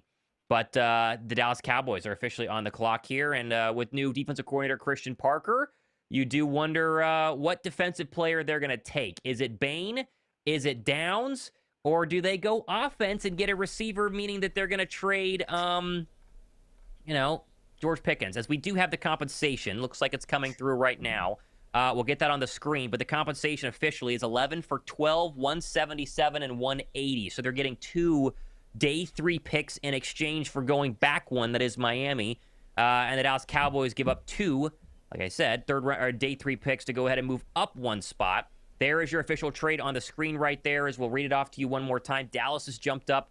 They go to number 11, 177, and 180, and we do have the pick. So we can throw the pick is in. We know the player right now as well, as Dallas wasted no time, and they are probably pretty darn happy to be able to make this selection and probably surprised that it came through. With the 11th overall pick in the 2026 NFL Draft, the Dallas Cowboys select Caleb Downs, safety out of The Ohio State University. His fall stops at 12, and he goes to Christian Parker. And, I don't like praising the Cowboys as an Eagle fan myself, guys, but it's a great pick for Dallas. They needed secondary help more than any team in the National Football League. They have a top 3 offense and a bottom 3 defense. They couldn't stop anybody. I think they gave up 31 points a game. Caleb Downs might be the best player in the entire draft when it's all said and done. I saw him as a prime Minkah Fitzpatrick, Anthony, a very rare player to fall out of the top 10. He goes number 11 to Dallas Cowboys. Yeah, I spoke about it beforehand. I think Caleb Downs is the best player in this draft, regardless of position. And for the Cowboys to get him, and they only have to give up a couple day 3 picks to trade up from 12 to 11 to ensure that they get him. I know one thing. Former Eagles secondary coach Christian Parker, who's now the Cowboys defensive coordinator, he is very happy right now. I mean, to land Caleb Downs and potentially like a Vic Fangio-esque defense, it's a perfect fit. Downs is the player that can do it all. He did it all for Ohio State, and just praise for the player he is off the field, on the field. The size is not the greatest. He's not a Nick Manwari out there, but he's going to be a dominant safety for a long, long time in the NFL, and there's really no questions about the impact that he's going to have. It just came down to positional value, and the Cowboys are getting a great player here for a defense that was one of the worst in the NFL, and he'll be a transformative player for them. Yeah, I hate to really say this would be the last time that we say this on the stream. It's a good pick for Dallas. It is a good pick for Dallas. It's a good pick for Dallas. He's a stud. Joel Klatt was going on and on about him. Not a surprise. Ohio State guy going on for the his college podcast, but college football podcast. But yeah, like intelligence, urgency, toughness, as you guys mentioned with Christian Parker. I saw somebody do a player comp for Jalen Petrie, which is kind of interesting too. You can That's interesting. Kind of see that as well for his game, but. Overall, like again, like you said, giving him the weapons, they needed someone. They could have taken any defensive player and be like, oh, that's a good pick for them, right? But this is one of those, obviously makes sense, of him falling down, trading up, getting the selection, and it didn't cost too much. Again, I'll put it back up here for people that are just back and joining, but there's the official trade of what they gave up. And as you said, Thomas, the 5th round pick, 177, and also a 5th round pick of 180 to move up 1 spot, which is very, very minimal to just make sure they get their guy. So Caleb Downs in Dallas. Yeah, and a position that Miami didn't need, right? I mean, this is an easy trade for the Dolphins, who didn't really want Caleb Downs and can just pick up some additional days, day 3 picks. And like Josh said, now they're back on the clock. So we'll see what Miami wants to do here at number 12. But we are 11 picks away from the Philadelphia Eagles, which is it's going quick. It's going very fast. We are already a quarter of the way done here, Anthony, and it's starting to heat up. A lot of good players left on the board right now. Yeah, a lot of good players left, headlined by probably Ruben Bane Jr. for a lot of teams, but it's kind of unfortunate to see how well the rest of the NFC East has drafted so far, right? They all landed at least one Ohio State defensive player, right? That was regarded as like a top 5. There were a lot of people, if you said the top 5 players in this draft, they had Sonny Styles, they had Arvell Reese, and they had Caleb Downs in that mix, right? And now all 3 of them are in the NFC East. So the Eagles will certainly have a tough act to follow at 23, but like the way this board is falling, there are going to be some names within range, whether it's a small trade up or if Howie Roseman wants to get crazy and make a bigger trade up. We'll see, but it's shaking out pretty well for them overall. Well, let's mention trading up. Yep. I was going to say, let's get this report here from Sal Paolantonio 20 minutes ago. Multiple sources say the Jets have had conversations about moving out of 16, and the Eagles have certainly talked to the Jets, and the Eagles have talked to the Bucs at 15. So we could be a couple of picks away from a trade up for the Philadelphia Eagles for whoever it is, whoever it will officially be. We will see. Sorry, Josh, go ahead. I wanted to get that out there. No, that was interesting as well. I'm seeing that one. Yeah, we've got shout out to Joe Zero with the member for 22 months. Hey guys, cheers. Let's go Eagles. Cheers. Cheers again. Cheers. Go Eagles. Appreciate that. We got over almost 8,000 people hanging out now on the stream. You guys are nuts. But this is so much fun. And if you were here, one of the OGs from the very first stream, 3 years ago that we did for this thing together on it's changed a lot. It's improved a little bit, if I do say so myself. And obviously having the Ant-Man on with us as well, our draft expert and analyst there. So shout out to you, sir. We're dressing with the tux. You're too kind. I appreciate it. Tux with a hat is a little interesting combo, but at least you got the tux on. I think it works. I think it works. Keep it classy over here, but keep it to myself right here. This is what I usually wear. Let's keep it the same. I like it. Let's see. What is Miami going to do? Real quick, in regards to the Eagles, as far as potential trade up to 15 or 16, in my mind, that means, hey, we want to get ahead of the Lions, who many people have projected offensive tackle to, right? So whether it's a Monroe Freeling or Kaden Proctor, it feels like either one of those two would be who they actually hosted both on 30 visits. They both check a lot of boxes for the Eagles. Proctor, and they're both in attendance, I believe, at the draft too, which is a weird benchmark that the Eagles have kind of cleared in the last 5 drafts. So we'll see if they're able to actually move up, but they have the extra 3rd round pick to be able to do so, to make that kind of leap. And they probably have a future 2027 1st round pick in their back pocket, right, for the A.J. Brown deal, assuming that happens. So they have the assets to be able to kind of move, and we know Howie Roseman's never afraid to make a trade. Certainly working the phones right now as they're just showing the Cowboy pick, but we are waiting for the Dolphin pick. I don't think we have that one yet. Ruben Bane still available? One thing quickly, too, is Vega Yawan was one guy who was supposed to be, apparently, to a lot of people, top 10. Like, there's multiple draft analysts out there saying, like, oh, who's the one guy that's surefire bet? Who's going to be this guy? He was trending towards the top 10. The fact that Yawan's not gone in the top 10, interesting. The Eagles brought him in for a 30 visit. Be able to fall a little bit further? Is he another guy that maybe Howie didn't necessarily anticipate being available and then making a trade up? So keep an eye out there, at least as far as these next couple picks. Shout out to Bob with a 2. I think it's just 2 emojis of like. I think that means I like Anthony's info. It says he knows his stuff with a little go birds. There you go. Appreciate that. There you go. I appreciate that. There you go. This is my favorite time of the year. I try and stay on top of the draft as much as possible. Maybe a little bit too Anthony much, does not according to my wife, that. But I love the draft. This is my time. Yeah, your 45,000 mock drafts. Don't give it away. But it's why you're so knowledgeable. Russell with a 5. You ready for Cowboys fans to say they're going to go to the Super Bowl this year? Sure, yeah, because they do it every year. It's nothing new. Tim with a 2 also. 3rd year watching. Best draft show around. Tim, you're a real one. Appreciate that. 3 years going strong. Getting better every year. Do we have the 13th overall pick, but not the 12th? Is that what I'm seeing right now? The Dolphin pick is in. Do we know who the Dolphin pick is? I see that we think we know who the 13th pick is, but we need the 12th pick. I think everyone's so surprised about 13 that maybe there's a delay. Somebody's not reporting the 12. Nobody cares about the Dolphins. We need it. Got to be a 12th pick, right? Okay, we don't have it. We think we know who the Rams have selected. Yeah. But we do not have the 13th or the 12th overall pick yet, so we are searching. Anyone have it yet? I don't have it. It's not. They need to tell us. Nope. Who are they taking? The Dolphin pick is in, so the Rams are on the clock, and we know who they're taking, which is very interesting that we do. But we do not know who the Dolphins. Did they just skip the Dolphins here? Did they just rip their pick away? I don't know what's going on. This is weird. I've never seen this. Good luck. Maybe it's one of those situations where they didn't submit their pick in time, and now they just got skipped over. And how now about the next that? team Can you imagine? Jeff Hafley was letting Kevin Patullo drive, and he wasn't ready with a pick. So maybe not. There it is. We still don't have it, right? I'm not seeing anything. Pick. No. This is It's weird. Well, the thing is, Jay Glazer himself, who was the one that reported this news, is he said before the draft that there was something that he knows is going to happen that was crazy, but he can't say it until the team is on the clock. So I'm assuming that's what it was. There were other reporters that kind of alluded to the same thing. So this was something that was pretty well known behind the scenes, but now that they're on the clock, but according to the league, I'm assuming they're on the clock. We don't know what Miami did 12. Okay, well, let's see. Let's see what exactly is going to happen here at 12. We're going to be like live with ESPN here in a second once the Dolphins make their selection. This is their trick to just throw everybody off that was getting ahead of them. I guess. Yeah, delay everything. It's just weird that it's taking this long. Not seeing It sure is being delayed. All right, well, we'll wait and see.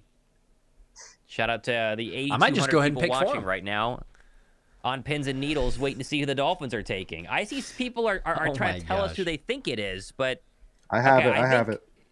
We have it. Is it who I think it is? Yeah. All right. Go ahead and throw it up. This is very interesting now. Okay. So we have the Dolphins pick. Okay. Let me know when we get the sound going here. With the 12th pick in the 2026 NFL Draft, the Miami Dolphins select Kaden Proctor, tackle out of Alabama. That is very interesting. If there was one name who kept being tied to Philadelphia more and more the past couple of days, it was Kaden Proctor. He is now officially gone. And here's the question.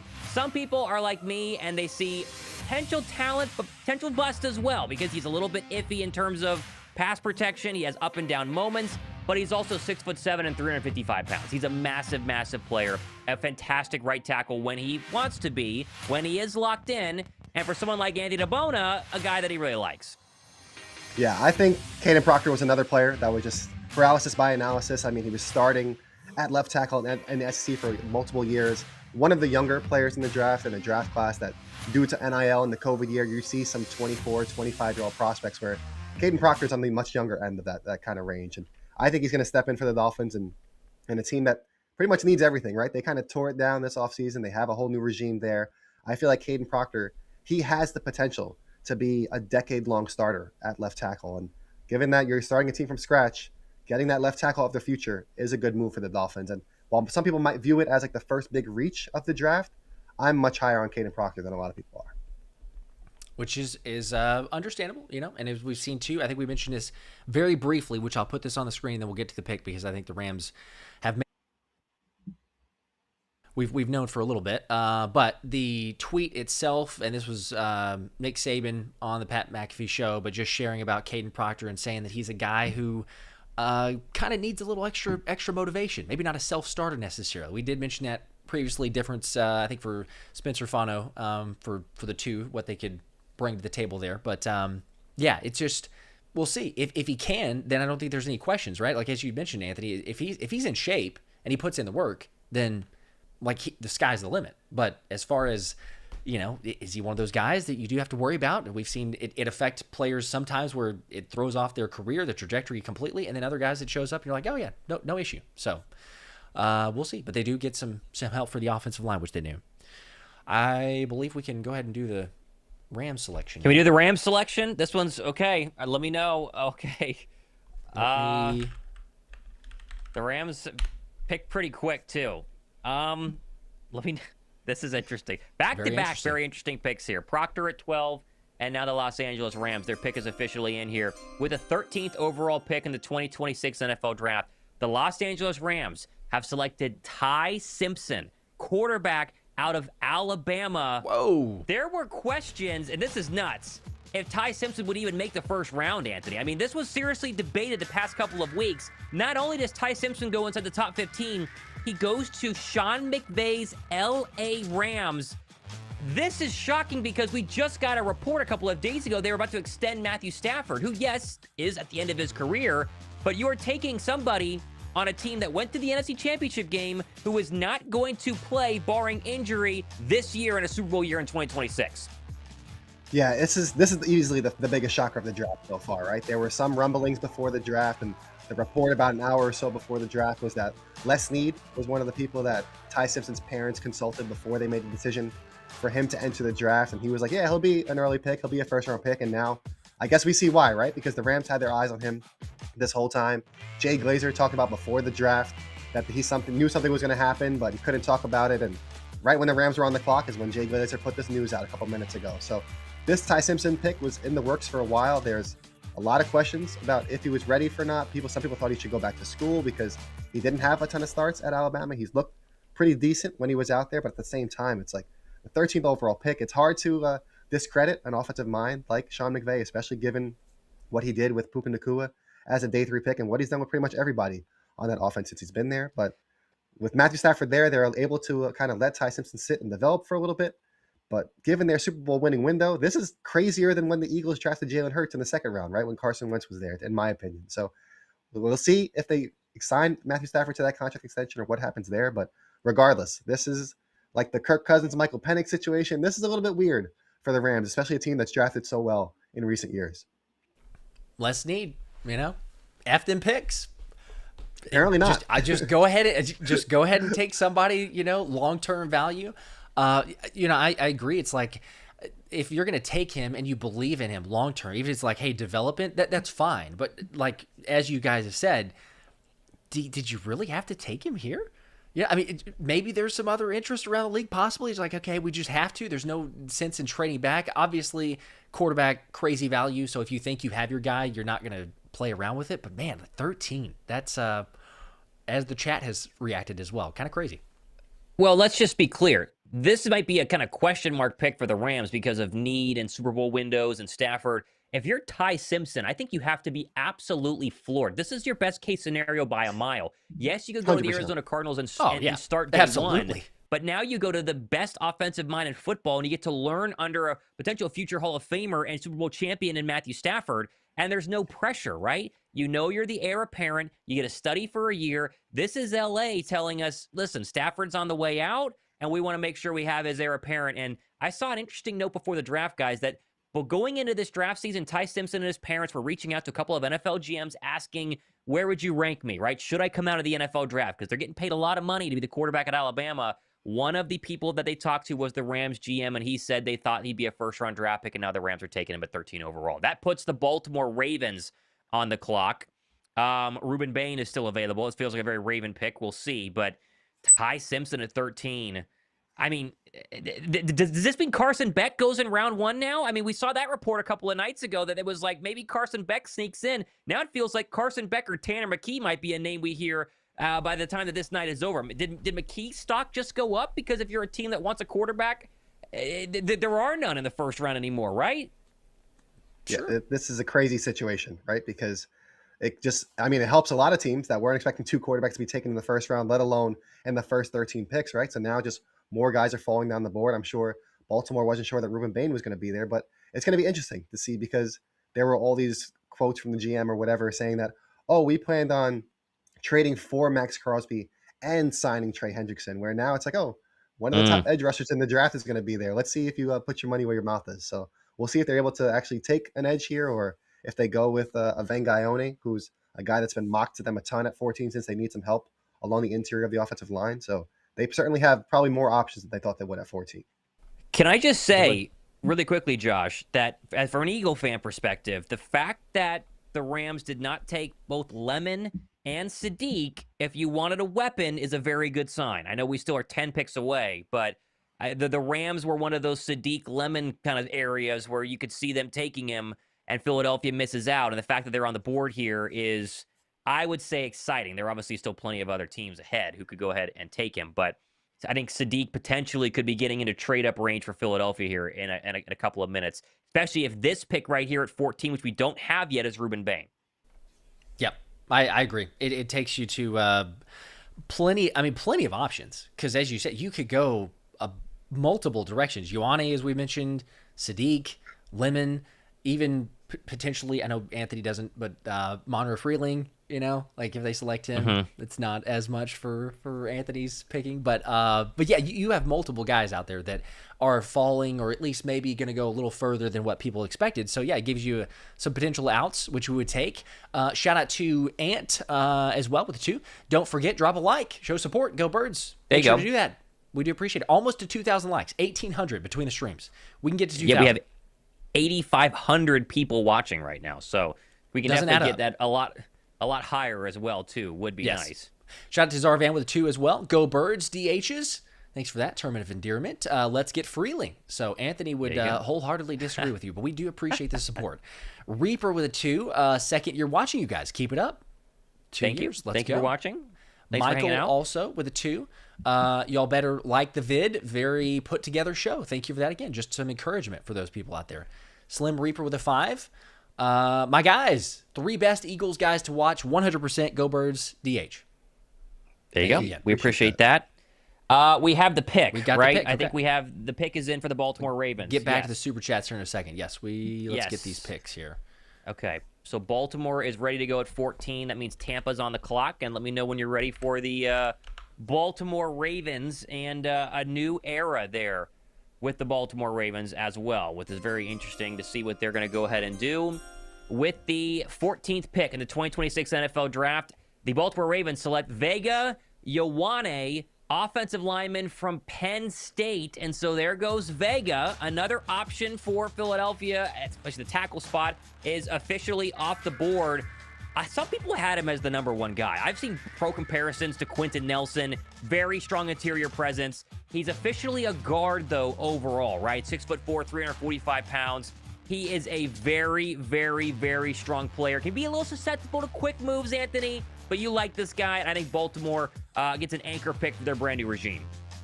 Yeah, I think Vega Yawan is one of the better players in this draft class as far as just like a clean prospect that you're not going to have to worry about. He's a plug-and-play starting guard for probably the next decade in Baltimore, and I feel like that's exactly why they took him. I know John Harbaugh's not there anymore, and they used to invest a ton in the offensive line with these big hog mollies or whatever they want to call them. But Venga's a guy, like I said, you look at some of those highlights for an offensive lineman. Penn State would put him in the slot and then have him go in motion and just unerase a guy out of the play. He was a really fun player to watch, and a guy where sometimes you see these bigger guards where the physicality doesn't necessarily meet like the body style. He's a big player, and he also sends a message with his physicality on the field. So a great pick by Baltimore that was expected by many, whereas it seemed like that 13-14 range, for a long time, it was projected that the Rams were going to take Makai Lemon and the Ravens were going to go Vega. They went with Vega, but obviously the Rams went in a totally different direction. That has kind of thrown this whole thing out of whack now. So one of the potential guys for the Eagles, as we know. I'm seeing lots of comments in the chat as well, like dang it, frustrations, other comments that I can't say because, it's a family show. But understanding the emotion there from maybe a player that the Eagles did bring in for a 30th visit. We talked about him as well multiple times. And, yeah, I think it's a solid pick as you were both kind of going through. But I know Peter Schrager shared this, and there was, I think, maybe Jordan Schultz, but usually do the questions like asking other GMs, other guys around the league, like who's the surefire bet. Yawan was the number 1, like the most just like, hey, who can you bank on is going to be a solid starter in the NFL? And Yawan, based on their conversations, was that guy. So he felt like, maybe if he fell a little bit further, but still, as you said, Sadiq's available. We could take a look at some of the other guys as well. There's lots of options that the Eagles can go to. ESPN's not fully updated. I'll refresh it a little bit, but again, they're behind us. So there's a couple guys that they say are available that maybe are not. Well, the number 1 there is the real question here in Ruben Bane. And I had Tampa with needing an edge rusher sitting here on the clock at number 15. And we can throw them up as well. Bane is a guy that, suddenly gets into some troubles with the law behind the wheel of a car. It's very interesting to see him fall this far. There were questions about maybe his arm length being a little bit of a problem too. I thought Ruben Bane was a top 5 overall player in this draft, in terms of being a true edge rusher. Then you have Makai Lemon. I don't think the Buccaneers need to go there. Kenyon Sadiq, I don't see them needing tight end as well. But you start to kind of look at maybe a cornerback. Do they potentially go ahead and look at another edge rusher further on down? There's the guy from Faulk from Auburn potentially as well. I'd be surprised if Ruben Bane makes it past the Tampa Bay Buccaneers right now at 15. We'll see, though. Yeah, the next 3 teams could take an edge. I know the Jets took one already, but the fact that who knows how they feel about Will McDonald or what they're going to do, and is the value just too good for a team that's kind of rebuilding? Would they take a Ruben Bane? And the Lions have been linked to edge rushers, but also Monroe Freeling is still out there at offensive tackle. So still a lot of different options out there. Makai Lemon is still there that probably a lot of people didn't expect. So is the injury concerns? Is the off-field concerns? What is causing these guys to fall? But I'm sure the teams that still have a pick remaining aren't going to be complaining about some of these players that are available. I don't think so. And by the way, guys, I just got to share this as well because shout out to the sponsor of the stream here, Dude Wipes. Vega Yawan, definitely one of the cleanest picks. I think the cleanest pick of the draft so far. We would go with that. So, again, shout out to Dude Wipes. 4 billion butts wiped yearly. So, shout out to them for that. Okay. And if you want to take part in that as well, you certainly can. Just click the link in the description. Sold at Amazon and retailers worldwide. Shout out to Dude Wipes for the sponsorship of the stream.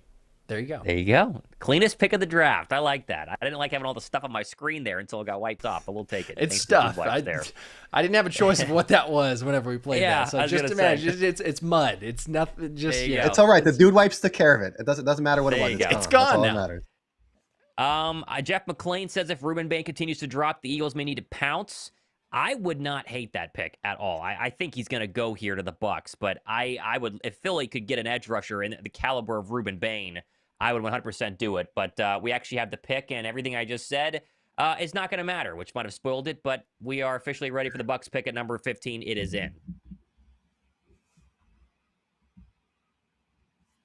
Let me know when we have that one ready. As the ESPN broadcast is just showing the Baltimore Ravens. There we go. With the 15th overall pick in the 2026 NFL Draft, the Tampa Bay Buccaneers have selected Ruben Bane, pass rusher out of Miami. And so, like I said, forget everything that I just said, but there goes Ruben Bane. My pro comp was actually Brandon Graham. I don't know how accurate that's officially going to be, but I think he's a fantastic low center of gravity pass rusher. He's got great heavy hands, relentless bull rush. He's very good against the run as well, and the motor is nonstop. I mean, he led the team as a freshman in sacks overall. 83 pressures in 2025, Anthony, and the only reason he's available at 15 at Tampa Bay is because of off-the-field issues. Yeah, whether it's the off-the-field issues or like his T-Rex arms, right? I mean, 30 and 7/8 inch, third percentile arm length is a little bit concerning for an edge rusher, but you just put on the tape, and he was a key cog in that Miami Dolphins, like that dominant Miami defense. And now I'm sure the Buccaneers are happy, and they probably weren't expecting him to be there available for them at 15. So as long as the off-the-field stuff checks out, and that situation was a couple years ago, we'll see. It seems like that was all addressed, but a lot of people had him as potentially the number one edge as far as just like a guaranteed, you don't really have to worry about on-field, like his fit.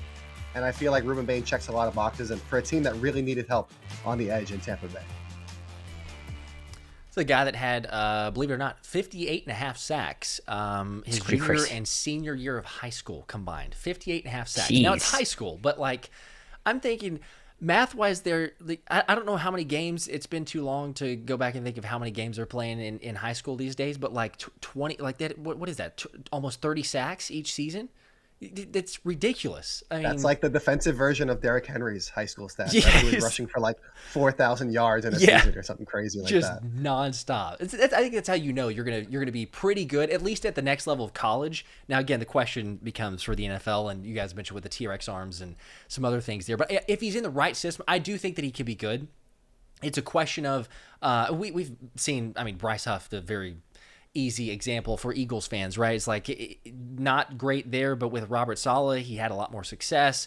He's retired now. Well wishes to him in his future endeavors. But, you know, it's like if you're in the right system, you can be successful. And I think that's the question for Ruben Bane, because he's shown it certainly in the college tape. Dane Brugler, I think, had him as his third best edge rusher. So there you go. You got Tampa getting an edge rusher, adding to the pass rush.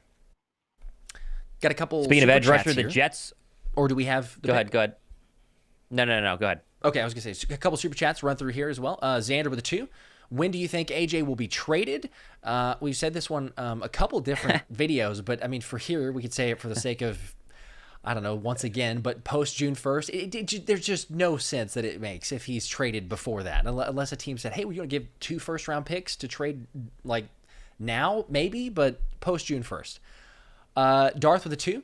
Would Howie trade up and take Ioane instead of tackle? I'm sorry, I'm just getting to these. It's a good question. Yeah. I think he would have considered it. We were very close. The answer is no. But the answer officially, yeah. Daniel with a 5. One suggestion, just have the current round on the ticker, not the whole draft. Okay, that's a good... I don't know if I can. Let's see. For past...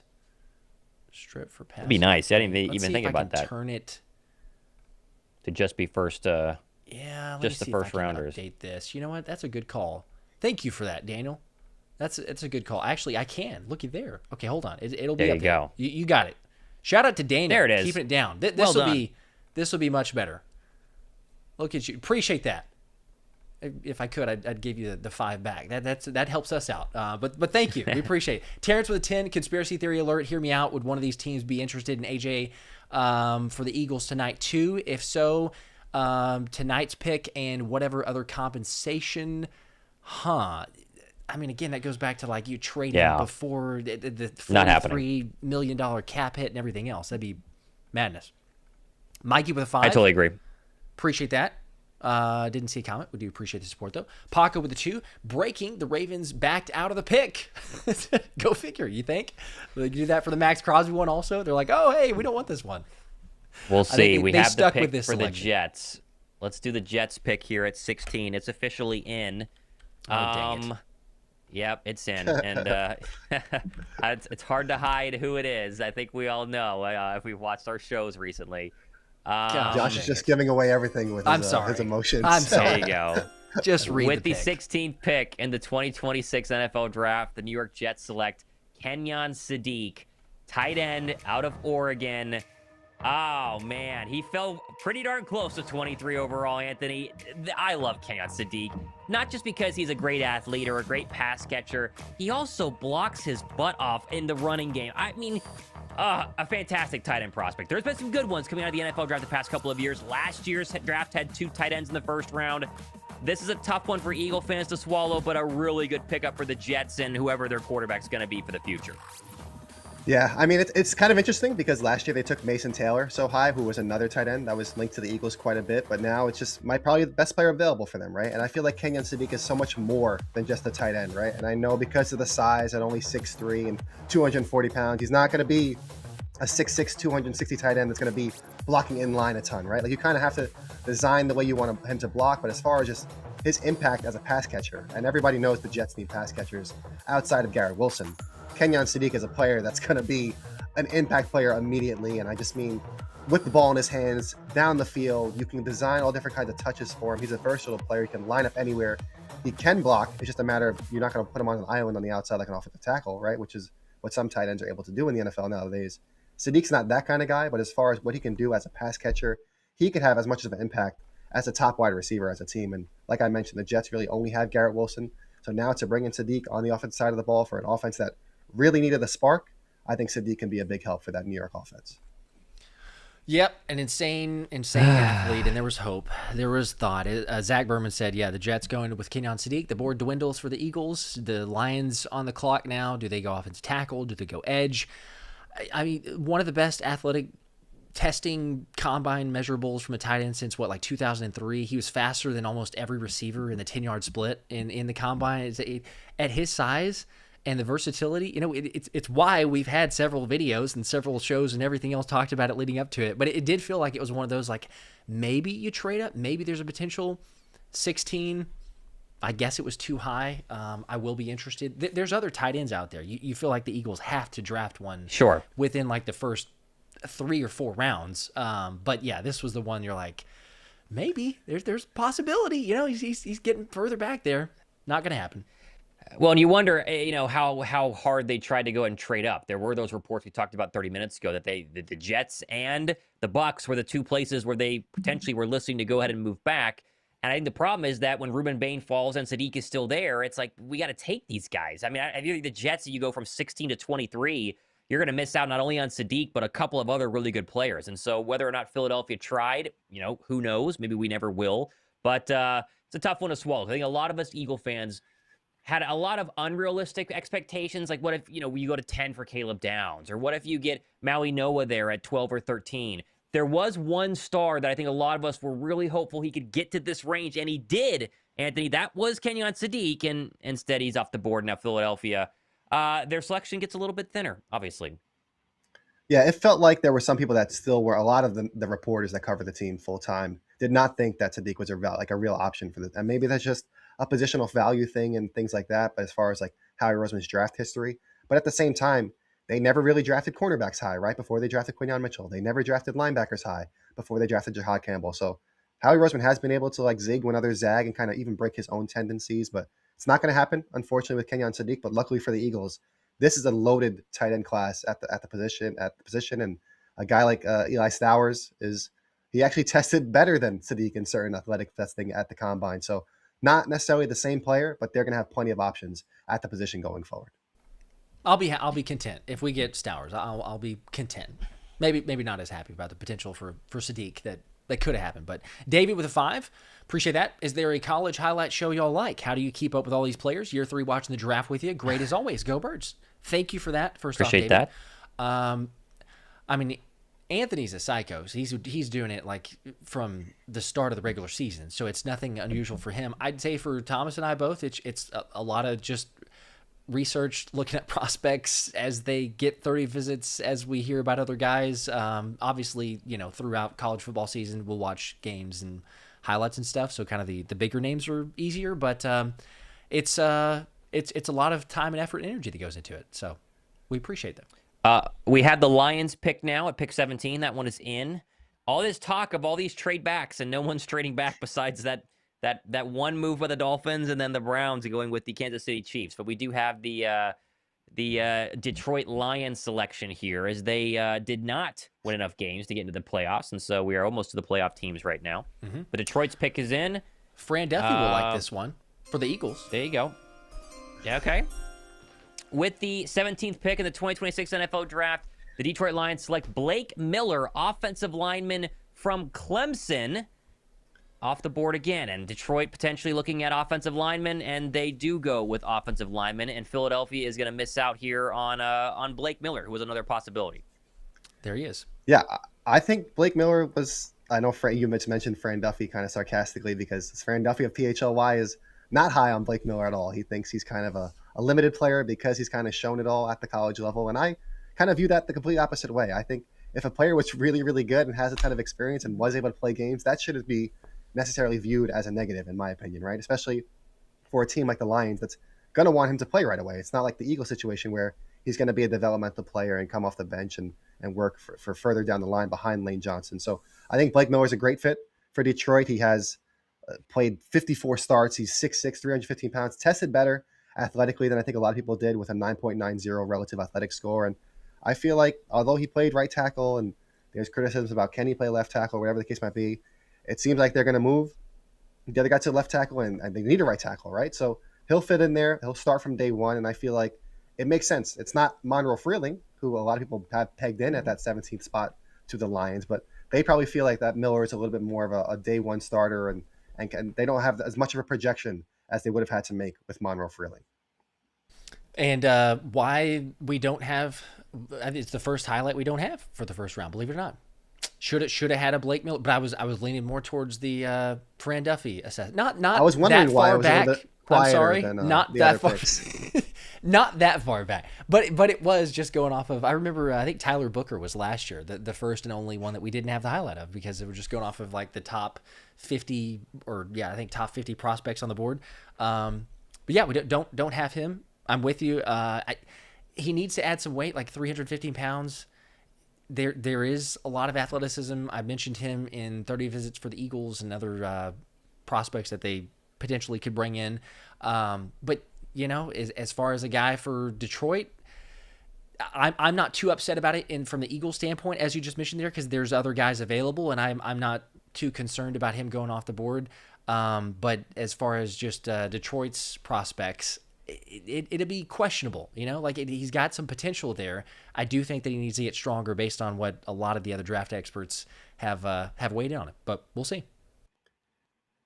And hand up for me right there. I completely blanked on Penei Sewell's name. I said the other guy moving to left tackle, but Penei Sewell is going to move from right tackle to left tackle. So any Lions fans, he's a little better than another guy, but yes. But it's true. Well, a lot of names. It's the other guy, He won an award over Lane Johnson one time, so we don't really acknowledge him as much. But totally don't hold a grudge at all, right? Never. Skylar, what's up with a 5? I'm at the draft, fellas. Wow, Rams take Ty Simpson. Eagles need to trade up for Sadiq. I'm sorry, this was earlier, but we're getting there. They had a chance. They had a chance, Skylar. Let us know if you have any picks that are leaking. Feel free. Shoot us a text. Yeah. CJ with a 10. If the Georgia State wide receiver, that's Ted Hurst, by the way, available second round, I'd love him as an Eagle. Funny enough, my coworker knows him personally here in Savannah. Go Birds, baby. Really? There you go. That's wild. That's the connection we need right there. That's what we need. He's good if your coworker likes him. Yes. He's good. If the Eagles take him, maybe, help us with a little connection for the area. If you can, that'd be awesome. Help us with some sort of connection there. That'd be great. H with the Howie talking to the Jets to get one of the safeties. Question. We thought, but no. But no. Sadly. No? JS Money with a 2. Didn't see that, but we appreciate the support. Also, DRK with a 5. Number 1 Eagles content creators here dropping like a sub. Yes, do that. Do you see the Eagles moving up? If so, where? Love the draft upgrades. Looking clean like dude wipes. There you go. There you go. Shout out the sponsor. Minnesota's on the clock right now. We don't have the pick yet. I'm trying to look where they could go potentially. And I think at this point, guys, you might just stay put at 23 and take best available. I don't know if they have somebody that they absolutely have to get. I mean, Proctor, we've heard Proctor. We've heard that multiple areas. I'll just say that in terms of Philadelphia liked him. He went way too high. And now that Sadiq's gone, you wonder how many of these other people are these can't-miss players that Howie wants to go up and grab versus you stay at 23, see where the board falls here in a couple of picks, Anthony, and then just take the best guy available. Yeah, I mean, just look at some of the names that are still available that we probably didn't expect to get even this far, like a Makai Lemon, Monroe Freeling, Dylan Theamman still available, Kellrick Faulk, Omar Cooper Jr., Caleb Lamu. Like, there's quite a few names out there for the Eagles to kind of just sit there and pick and not have to necessarily trade away a pick and move up a couple spots or whatever it might be. Would be happy about that. If you get your does not feel like the one that you would get from past history, but Howie surprised us every time. It's like, oh, he's not going to draft linebacker. Well, Jahad Campbell. Previous year, not going to happen with cornerback and Quinyon Mitchell and Cooper DeJean. So maybe there's a safety happening. Kilo King with a 2 was asking, now who do we take? Ant-Man. All our guys are gone. Kind of answered that one early. So shout out to you for reading his mind. Well, let's just say if you had to pick, as we have the Minnesota pick, by the way, if you had to take somebody right now, Anthony, if the Eagles were on the clock, and we're going to get the Minnesota one here in a second, who would you take? If they were on the clock right now, I'd probably go with Makai Lemon. Like that's who I would lean towards, because I feel like they might lean towards Monroe Freeling because of the positional value if they really want an offensive tackle. But I think Makai Lemon is probably ranked ahead of him on their board. And not only that, he's going to fit a major need, assuming that A.J. Brown is traded, right? So Makai Lemon, they probably don't think he was going to be there to begin with. But now where, once again, the need meets the value, that would make a lot of sense for me for Philadelphia. Okay, there you go. We have the Lions pick here at number 18. With the 18th overall pick in the 2026 NFL Draft, the Minnesota Vikings select Caleb Banks, defensive tackle out of Florida. And your first DT is officially off the board here. And it's a big one. And let's just say that is literal, because he's 6'6" and 325 pounds. Extremely good motor, very long arms, batting down balls. I mean, talk about Jordan Davis was one of my comps. Chris Jones, another profile there as well, maybe a little bit smaller. The problem here is pad levels of defensive tackle. Jordan Davis experienced that early on. He figured it out this past year, Anthony. But we heard probably 2 D tackles in round 1. Banks was the one that probably went first, and here he goes at number 18. Yeah, there were some questions about his injury and would he be healthy or what's going to happen there. There was an update earlier today regarding Caleb Banks' injury. It seems like he's going to be okay and good to go for the season. So now that they got kind of that green flag to go and pursue him, the Vikings are probably looking for a Jordan Davis kind of impact from him. I mean, like you mentioned, 6'6" and a quarter, 327 pounds, almost 11-inch hands. He's got some massive mitts on him, 35-inch arms. I mean, he tested really well for his size too. I mean, a guy that big jumping 32 inches in the vertical jump is pretty insane, and almost 10 feet in the broad jump. I mean, a really impressive athletic profile to go along with some dominant production at times on the field. I can see why the Vikings went in this direction. I don't necessarily think I would have with some of these names that are still available, but it's hard to doubt a defensive mind like Brian Flores. That is true. I agree with you, though. I would not have selected him here. Just some of the other names available. More so kind of had like a second-round projection on him. Granted, with where the Vikings are at, they probably weren't going to get him in the second round. They would have had to trade up. So if they obviously liked him enough to say, hey, let's just pull the trigger. But that's interesting. Like, I mean, I see all the potential, right? Like, we all talk about it there, the athleticism, the testing, which is kind of funny too, because whenever he was testing at the combine, I think I texted you this, Anthony, or maybe we were having a conversation, but it was like, he's kind of surprising people at the combine, great testing and whatnot. And it's like compared next to Jordan Davis, and you bring that up, and then it's like, well, it's good, but it's not Jordan Davis level, because, JD's insane. But he's got a lot of ability or potential, as we say. So if he can, it could be a good pick for the Vikings. But to me, that one feels like maybe if I don't know. You guys let me know what you think. I feel like that might be the biggest reach so far we've had in the draft. Yeah, I mean, I've got a couple different rankings up here, and I got a Pro Football Network, and he's by far, according to their rankings, he was around like 56 or so. So wow. the biggest gap. Yeah. And there are some people that had him in the teens. There are some people but that just shows you such a wide range of a player that some people consider just a 2-down player. Like, what kind of impact do you have? What kind of value do you place on that type of impact? Looks like we have the Carolina Panther pick. One more thought there on the pick by the Vikings. Can we get the defensive tackle to stand next to Kyler Murray for a photo? I'd be very curious to see the height difference there between Kyler Murray and a 6'6" defensive tackle. It's going to be like different. It's going to be like that Jordan Mailata, Darren Sproles picture back pretty much. Years ago. All right, pick is in for Carolina. With the 19th overall pick in the 2026 NFL Draft, the Panthers are selecting Monroe Freeling, offensive tackle from UGA. And if you thought the defensive tackle Banks was tall, Freeling's 6'7" and 310. He's massive, long-limbed, really good movement. Some people called him the dancing bear over there at UGA. He has done a fantastic job putting tape on, really film, of stopping speed rushers on the edge despite being that big, Anthony. Yeah, I mean, he's a guy that you're talking about like traits, right? Nobody had along the offensive line had better traits in this class than Monroe Freeling. I mean, almost 6'8", 315 pounds. His combine was off the charts. But a team like the Panthers, who can kind of afford to wait a little bit, I feel like, and whether he starts right away or not, they can afford to take the lumps and let him kind of go out there. I think if it makes sense for them, he had a near perfect relative athletic score, 9.99, which is up there with like Sonny Styles in this class. He checks all of the marks from that regard. There were questions about how many games he started. He was kind of like the Ty Simpson of offensive tackles. Like, should he have come out? But he viewed himself like he was going to be a first-round pick. And as the process went on, as he performed at the Combine, he certainly proved that he was a first-round pick. I personally didn't like him as far as what I saw on the field drills at the Combine and things like that. His footwork was a little messy, and on tape, he kind of lunges forward a little bit too much. But he is relatively new to the position, but at the same time, his ceiling could be higher than any other offensive tackle in this draft. So at 19, I could see why the Panthers are taking that chance. We got to trade up. The Eagles are trading up to 20. Whoa, are they really? The Cowboys. Yeah. With Whoa. the Cowboys. Very surprising. Okay. Here. So I'm trying to see what the trade is. Whoa. I've got the compensation. Is on the clock. Okay. You do? What is it? I'm sending it. With Dallas? Ooh, hold up here. Wow, this is very interesting. The Eagles are getting 20 and a 7th-round pick. Cowboys are getting 23, 114, and 137. So 2 4th-round picks. I believe. Nothing crazy. Okay. Can you text that just so I'm inputting it? Yes, I got you. Okay. Do we know who it is yet? I cannot My believe guess, this. Philadelphia is on the clock. My guess would be Makai Lemon, but that's just throwing it out there. We'll see. We don't know who it is yet. Okay. We'll see. We have Wow. okay.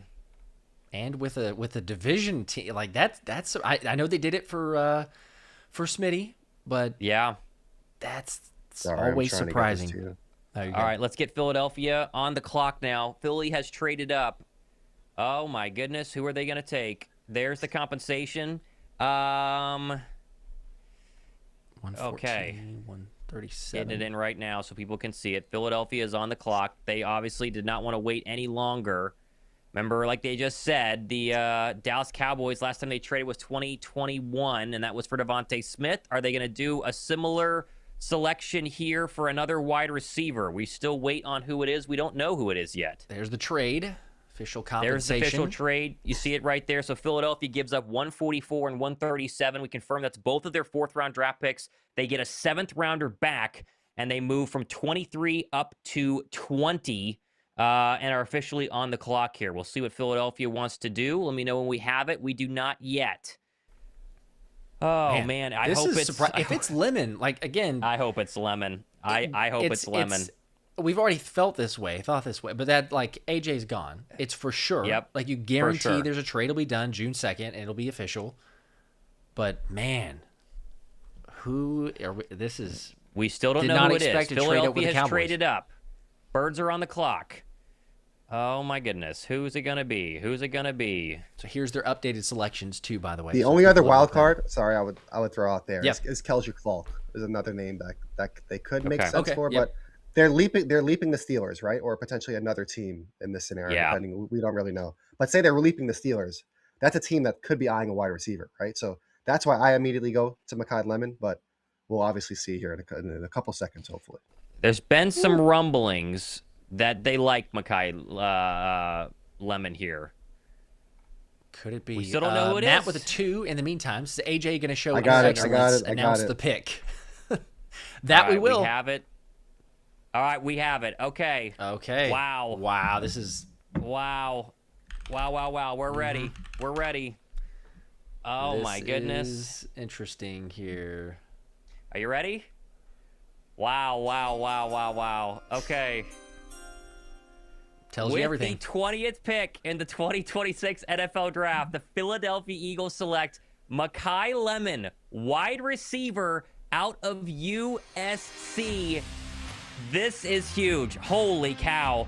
Some people said he was the best receiver in this draft. I know that's, we can make that Philadelphia Eagle fans are excited, but they officially go wide receiver. My comp was Amon-Ra St. Brown, guys. Over the middle, run after the catch, physical receiver, 6 foot, 190-pound junior. What do you think, Anthony? Philadelphia goes receiver, and this fully sends A.J. Brown out of the Philadelphia Eagle uniform, I think. Yeah, I mean, there's no way that they could pitch A.J. Brown and stick around in Philadelphia, but you have a legitimate starting wide receiver to now pair with Devontae Smith. And I know there are questions about his size at 5'11", 195, but just look at the production on the field, especially envisioning him in a Sean Mannion offense that'll kind of have those Sean McVay principles where a lot of stuff after the catch, you can design these touches to him on screens or even handoffs. He can make things happen both before the catch, after the catch. I think he was criticized a little bit too much for his demeanor at the combine with the press conference and things like that, but there's no disputing the production. Almost 80 catches, almost 1,200 yards, 11 touchdowns last season. He has the electric game-breaking speed, but also the footwork to just get open and create these windows for a guy like Jalen Hurts. So a great pick for the Eagles, especially in the post-A.J. Brown era in Philadelphia. I got to take it back, guys, because it's the Eagles and making the selection. And, it's this might be the cleanest pick of the draft. Okay. When all is said and done, because it's There you very go. clean to what happens here next. Shout out to Dude Wipes, sponsor of this stream as well. Click the link in the description.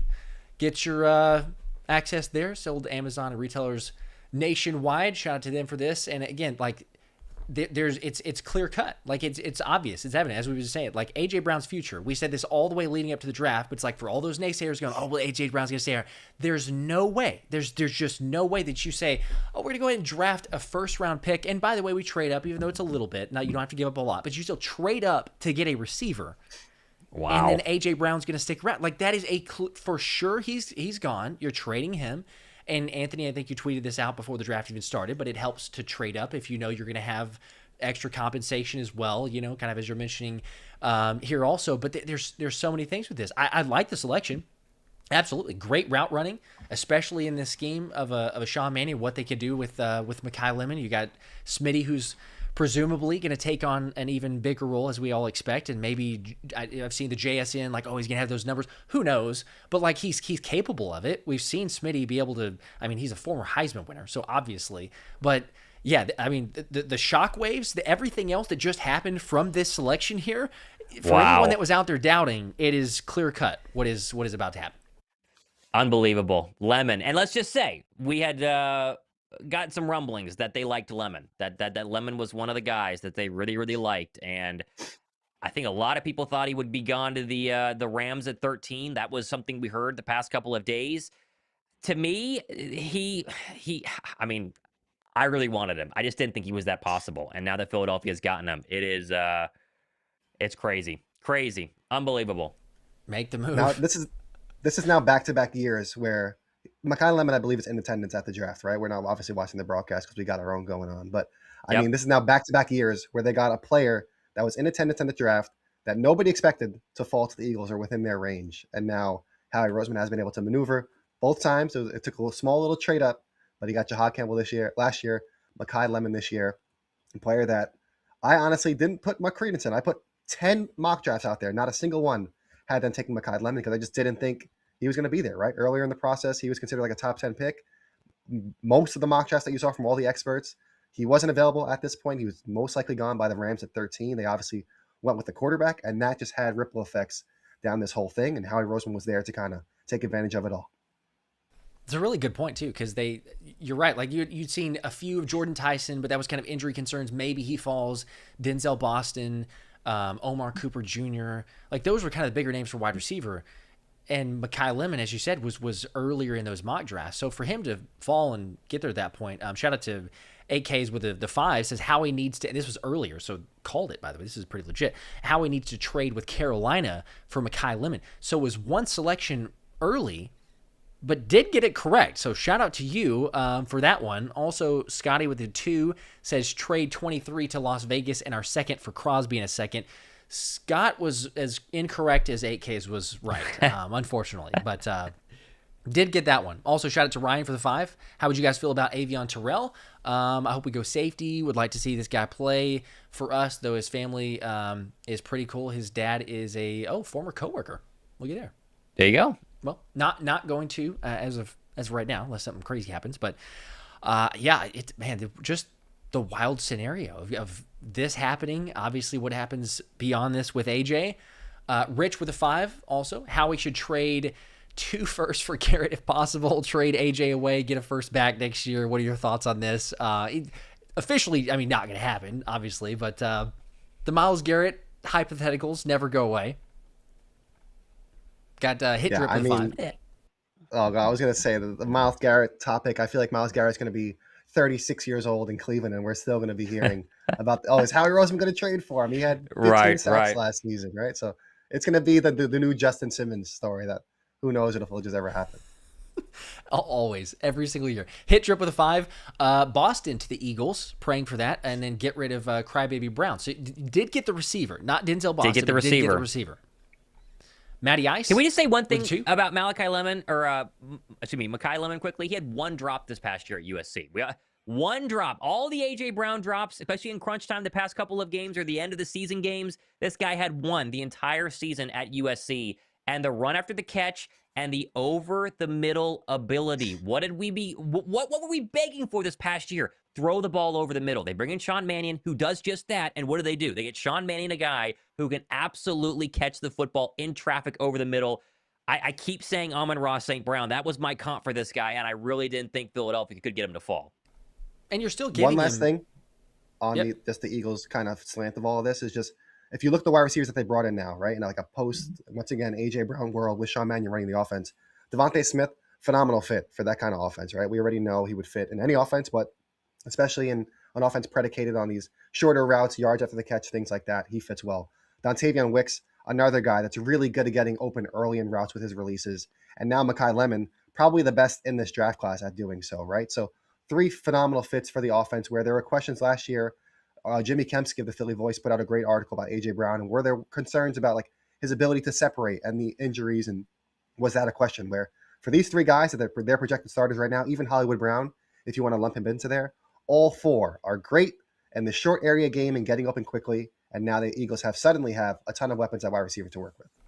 And that's what I was going to bring up. That's a great point. I was going to say you're taking pressure off of Makai Lemon as well because you have these other guys, right? So you're obviously the potential and what you're trying to be able to get from him in the long run, and certainly even in his rookie season. But it's not like you say, hey, we traded away AJ and here you go, Makai, we need you to get 1,000 yards receiving. Like, I think he certainly can, but you also look at Dontavian Wicks and Hollywood Brown, as you mentioned, you have some guys that can kind of pick up the slack. So overall, should be good. Now, questioning tight end wise, can they add to that? We would hope so. Matty Ice with a 2, 23rd, and a couple picks for Garrett or Grenard. See, there you go. To keep some of those hypotheticals and hope coming on. But can we have a moment of silence for A.J. Brown from James with a 10? I think we should. Let's just be very clear that we all know that A.J. Brown was gone. I mean, everyone who wasn't denying reality knew that A.J. Brown was gone. They will get a 2027 or 2028 first-round draft pick after June 1st, and now it's very clear.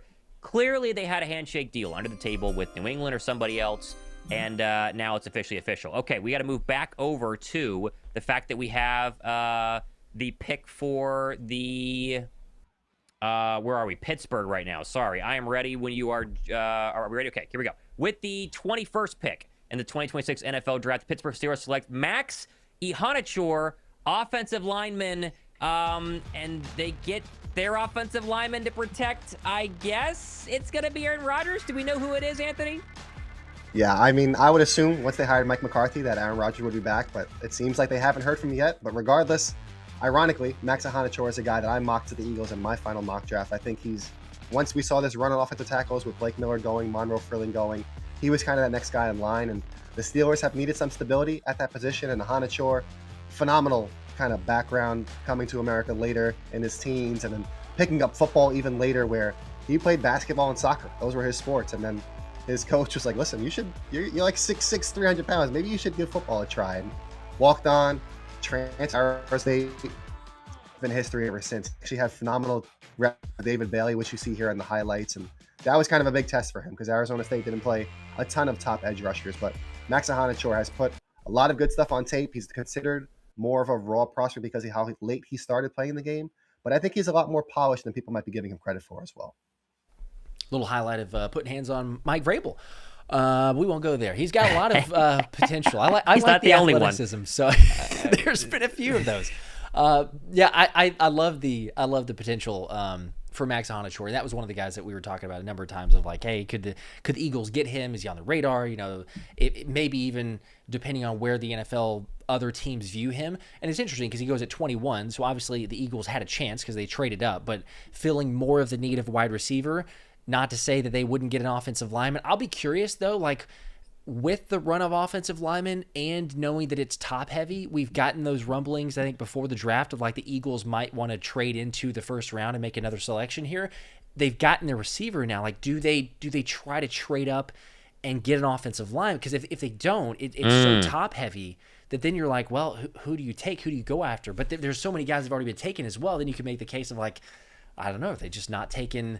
Are they not taking a swing tackle or a guard? I know Brian Baldinger said, I think on the PHLY show before the draft that, you know, Lane Johnson's replacement is not in this draft. Like, he didn't believe that. So it will be interesting.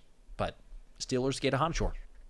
There you go. Ehanachoure's off the board. That puts the Los Angeles Chargers on the clock at 22. We don't know that pick yet here. I'm still kind of just thinking about Makai Lemon right now. Oh, man. What was it? Was it 12 receiving touchdowns last year? Over 1,000 yards at USC? Yeah. My goodness. Yep.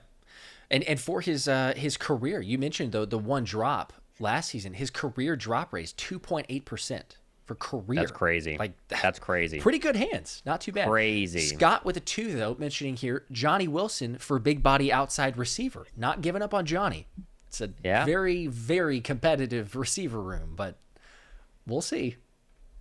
Yeah, I think we're getting a little ahead of ourselves with even thinking that Johnny Wilson's a lock for a roster spot, given all the wide receivers that they've brought in so far, right? With Wicks and now obviously Lemon, and you got Elijah Moore, Hollywood Brown. So we'll see. He fits a role that a lot of these other guys don't, but we'll see how Sean Mannion and everybody else values him. A shout out to Triple H with the terrible pick. You have a gigantic hole at free safety, and you need to replace your right guard desperately. Wide receiver room is packed. I trust Howie, and leave it with that. But again, I mean, listen, this tells you he's already guaranteed to agree to trade A.J. Brown. It's happening. So you're going to get a weapon. I mean, you're not wrong. Like, he's not wrong in that assessment there, right? Like, you right guard, swing tackle, safety, like those are all need. Tight end we can throw in there as well. But if you know that you're about to lose out on a perennial Pro Bowl, almost all pro receiver, and you got a new offensive coordinator here, I don't mind necessarily getting a skill weapon. It's just, yes, address those other areas throughout the rest of the draft. Well, and there's still a lot of draft left, and if they go in and get, the Toledo safety early in round 2, we're going to all feel pretty happy about that. But, I mean, let's just be very clear. They've added a lot of receivers that Anthony touched on. There's no guarantee any of them, including Dontavian Wicks, is going to be a true number 2, right? And if you lose A.J. Brown and it becomes Devontae Smith and a bunch of average players, that's a massive drop in terms of how the defenders play or the defenses play you and what you have to do to get Smitty open if he's getting double teamed a lot. So I think that Howie looked at this and said, I have to make sure that we get one-on-one opportunities across the board for all of my receivers. Remember, they still have Dallas Goedert. They still have Saquon Barkley. They still have, technically, for this year, Lane Johnson, the rest of the offensive line. Lemon is an option now to make sure that the drop-off when you lose a top 3 receiver like A.J. Brown, which they are going to do, is not as big as people were thinking it possibly could be. Charger pick is in right now. Sorry. No, you're good. It also just felt like, and I said it at the time when he was still there after the Rams pick, that if he was there for the Eagles, that it was a point where need also met value. It wasn't like they were reaching over someone like a Dylan Theamman. If you look at basically any consensus rankings, they all have Makai Lemon as a higher rated prospect over a guy at safety, or a Caleb Lamu if you want to push him into guard, and as regards to that last question. So I think it was just a kind of a perfect spot where fit, need, it all met the value and the best player on the board, right? It wasn't like the Eagles were making a massive reach like a Jalen Reagor again and kind of just going for a specific profile. I think Makai Lemon was the best player on their board. He just happens to also play a position that A.J. Brown plays, right? And he's leaving and they have to fill that void. So it was a good move overall for the Eagles. And I think people might be questioning it a little bit too much. And there's still 6 more rounds, right? And there's still free agency. And they have Tyler Seen at right guard. They have a Marcus Epps kind of setting the floor at that second safety spot next to Drew Makuba, right? So there's still time. They're going to sign players after the draft as well. So don't panic just yet after one pick.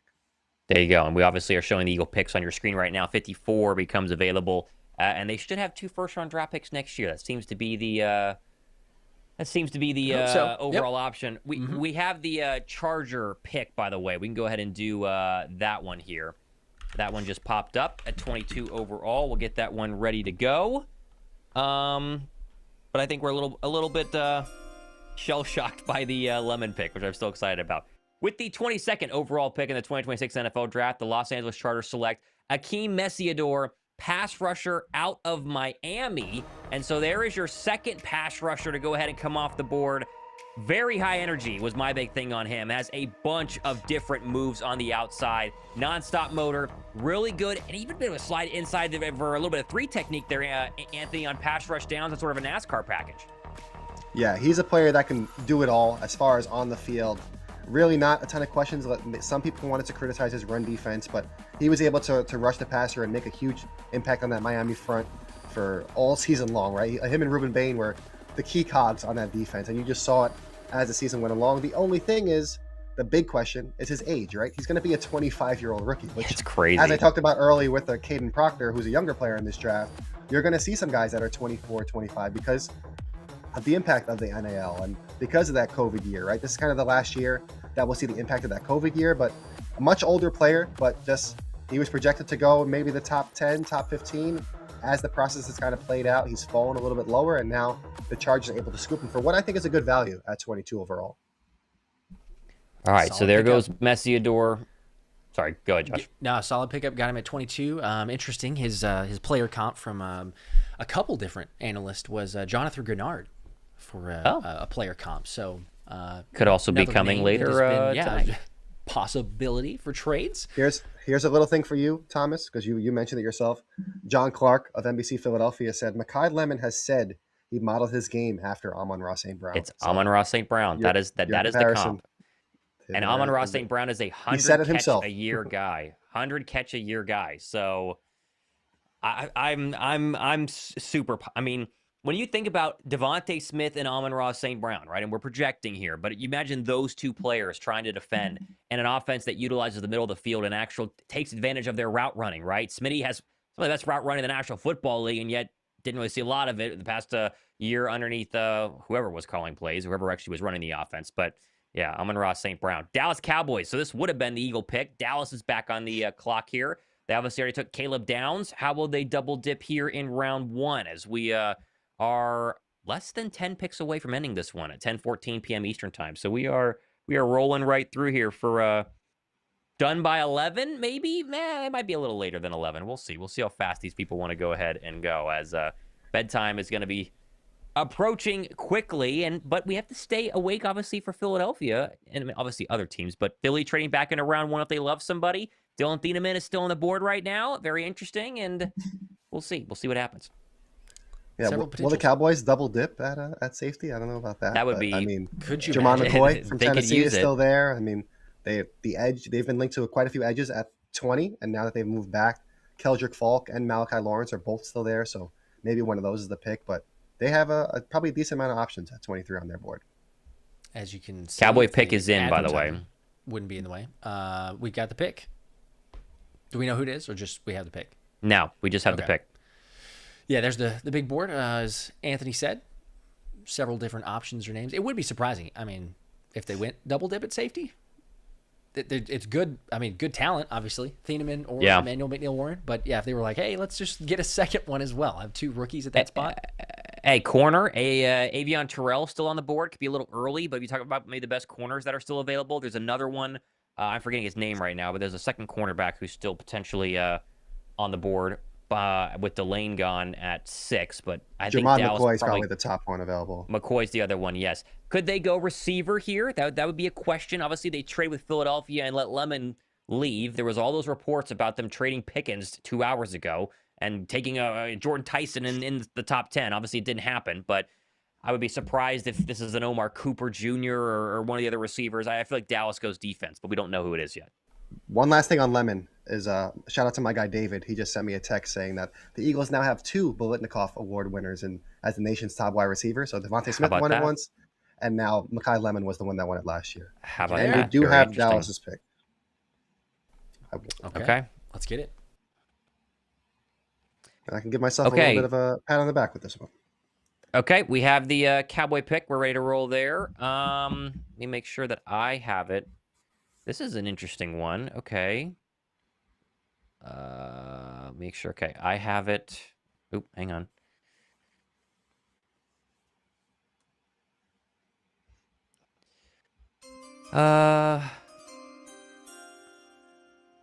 Okay, I think I have this one. Yes. Okay, with the 23rd overall pick in the 2026 NFL Draft, the Dallas Cowboys select Malachi Lawrence, wide receiver, out of UCF here, guys. And we just talked about receiver, and yet I know edge. Oh, sorry, He's an edge rusher. Edge rusher. I have the wrong one. Okay, never mind. Sorry, I was shocked there. Edge rusher out of UCF. That makes a lot more sense than wide receiver. I was a little confused there.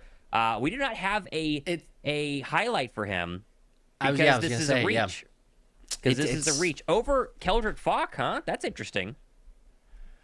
Yeah, I personally think this was a reasonable range for Malachi Lawrence. There were even some mock drafts that had the Eagles themselves kind of taking him in this range and a potential trade back. But he's the type of player that once the combine came along, he was probably considered like a day 2 pick, but he had that kind of Nolan Smith ascension where it's like, all right, this guy might be a legitimate first round pick. I mean, 6'4", 250 pounds, so like checks those 2 boxes on the edge, right? But then he came out and ran a 4.52 in the 40-yard dash. He had a 40-inch vertical jump. He jumped almost 11 feet on the broad jump, right? Those are all 94th percentile or higher, right? So they're betting on a player and his traits kind of performing and going forward. There was production on the field, not maybe the type of production that you would love to see from a first-round pick. You would want to see a little bit more consistency from him, but the flashes he has shown, I felt like if there was a team that would take a chance on him, Dallas made sense in the days leading up to the draft. There were several people saying Dallas with Malachi Lawrence at 20 was a team to watch for, and now they were able to move back and still get their guy who's been a reported target for a few days here. Yeah, definitely. All right. A freak athlete. Had him in the draft guide for the second round projections, but as you said, Anthony, it's like, you look at some guys that it's just too difficult to pass up. Obviously, for the big board, he's much lower, so it's a reach from just the general consensus.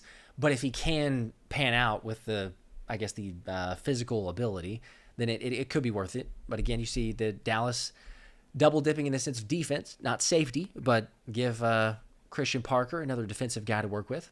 So there you go.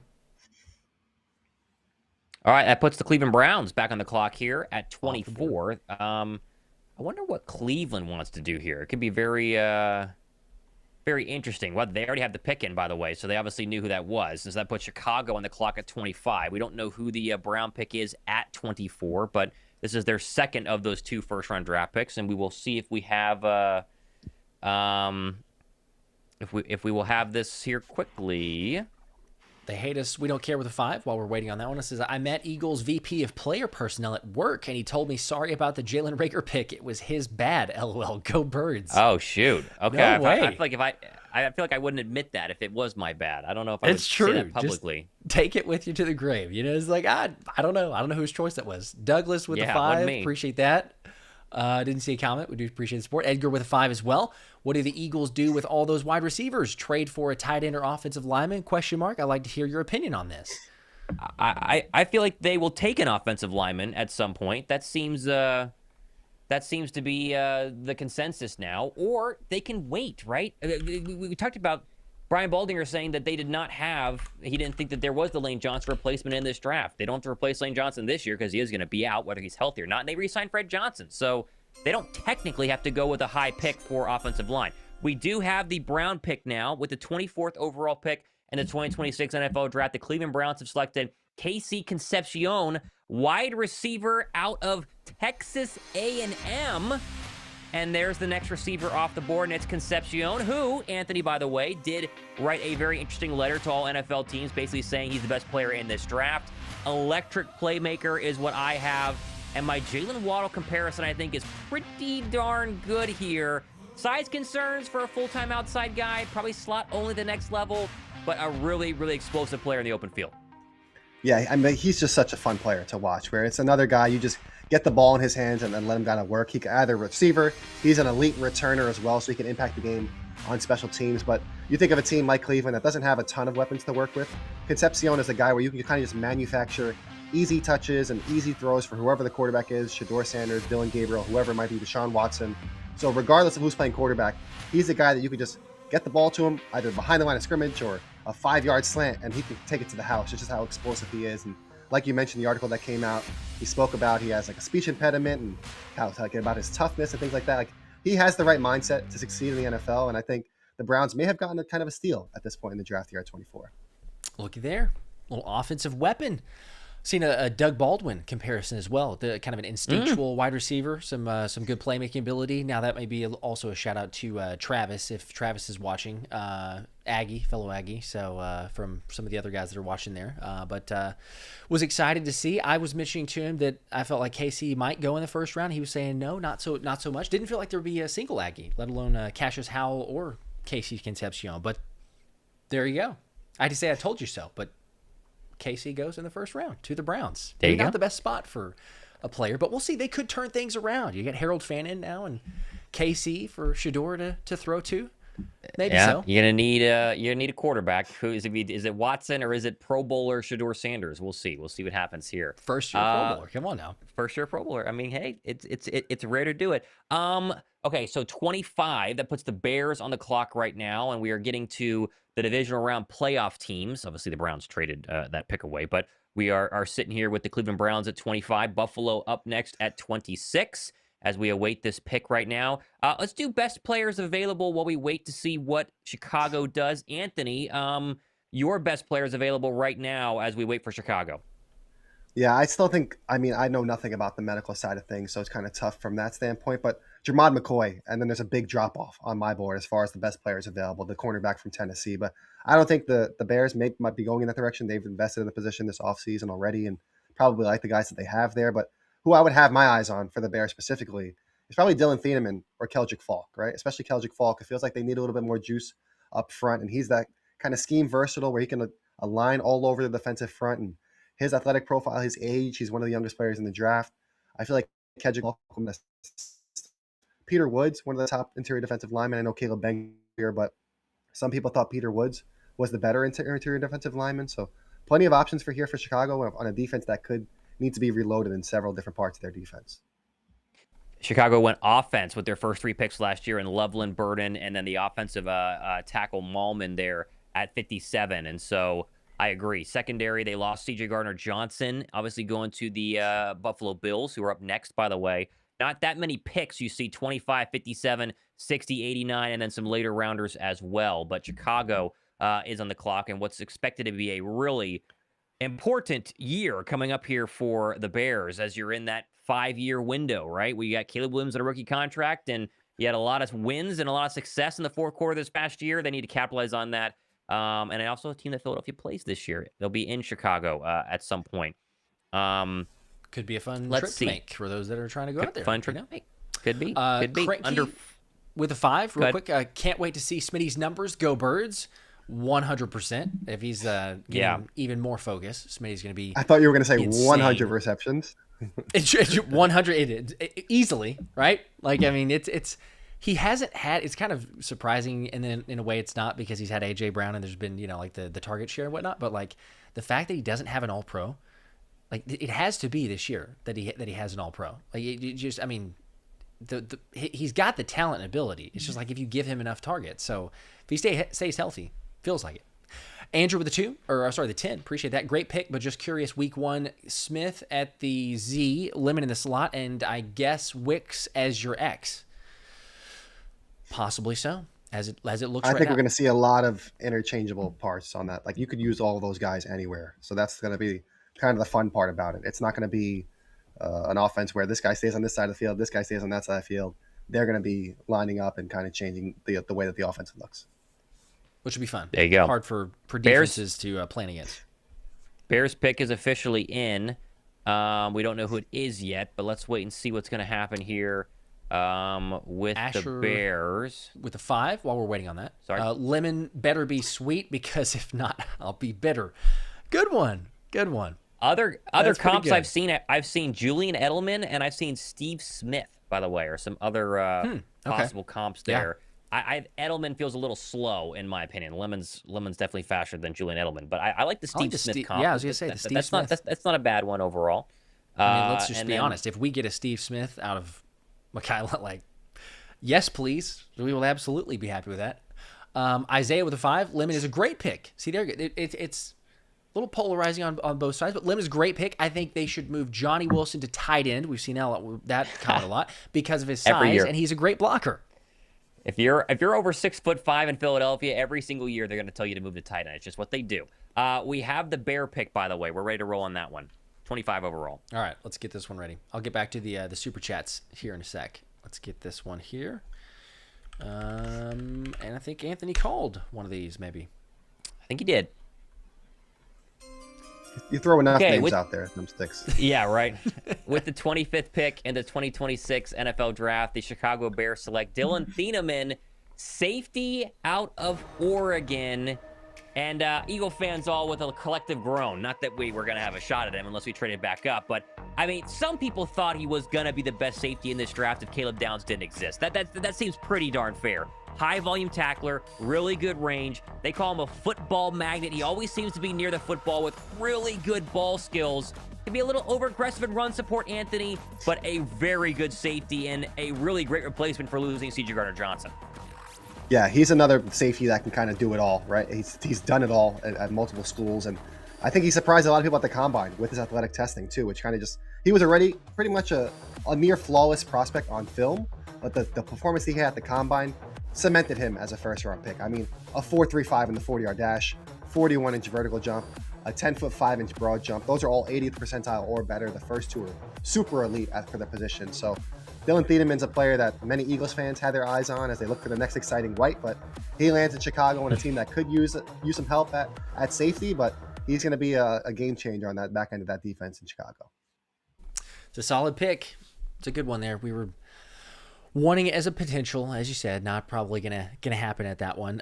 Justin Reed was one that got thrown out. I know we talked about that a couple times as we were doing some videos or some overviews of him, but just kind of like an extra coach on the field. You know, they're just like, oh, how great would that be for a Fangio scheme? His play recognition like crazy. I think someone else had a Javon Holland comp as well. So a couple of different potentials there, but you can't coach speed. I mean, 4.35, it speaks for itself. So you get that, the interceptions, the production. It's a solid pickup for Chicago. Okay, we have some news here. We have a trade that has just come in as the Buffalo Bills are moving out of 26, and the Houston Texans are coming up. I think this could be.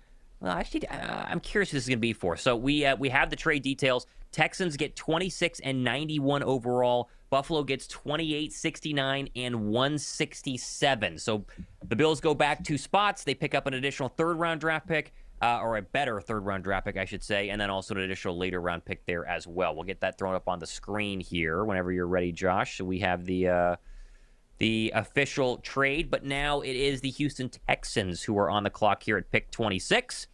I mean, the Buffalo Bills have to wait here a couple of more selections to go ahead and get on the board. San Francisco will be on the clock next once Houston is officially done and we get that trade up there. There it is. So here on your screen, you're seeing the Bills are getting 28, 69, and 167. The Texans are getting 26 and 91 overall as we have our first trade up in what feels like a little bit of time. Philly to 20 and then the Texans up to 25, Anthony. Sorry, yeah, so 26. The Texans are now leaping the Niners, right? So that's a team that you think like, okay, what were the Niners potentially looking for? Why are the Texans trying to go over them, right? And my mind immediately goes to offensive tackle, right? Because Trent Williams, I know they brought him back, but he's not getting any younger, right? So maybe the 49ers were eyeing Caleb Lamu there, and that was kind of their target. And the Texans, who feels like they always need help along the offensive line. I know they made some changes this season, but seem to always was a guy trade that some him people away think, too. yeah, they find the good ones and then they let them go. So who knows what's going on with poor CJ Stroud down there in Houston. But Caleb Lamu was a player that some people think is better inside at guard, right? So if you're viewing him as potentially a player that can play 4 different positions, maybe that's who Houston's jumping up for here. Okay, so there's your picks again, what the goes. swap is.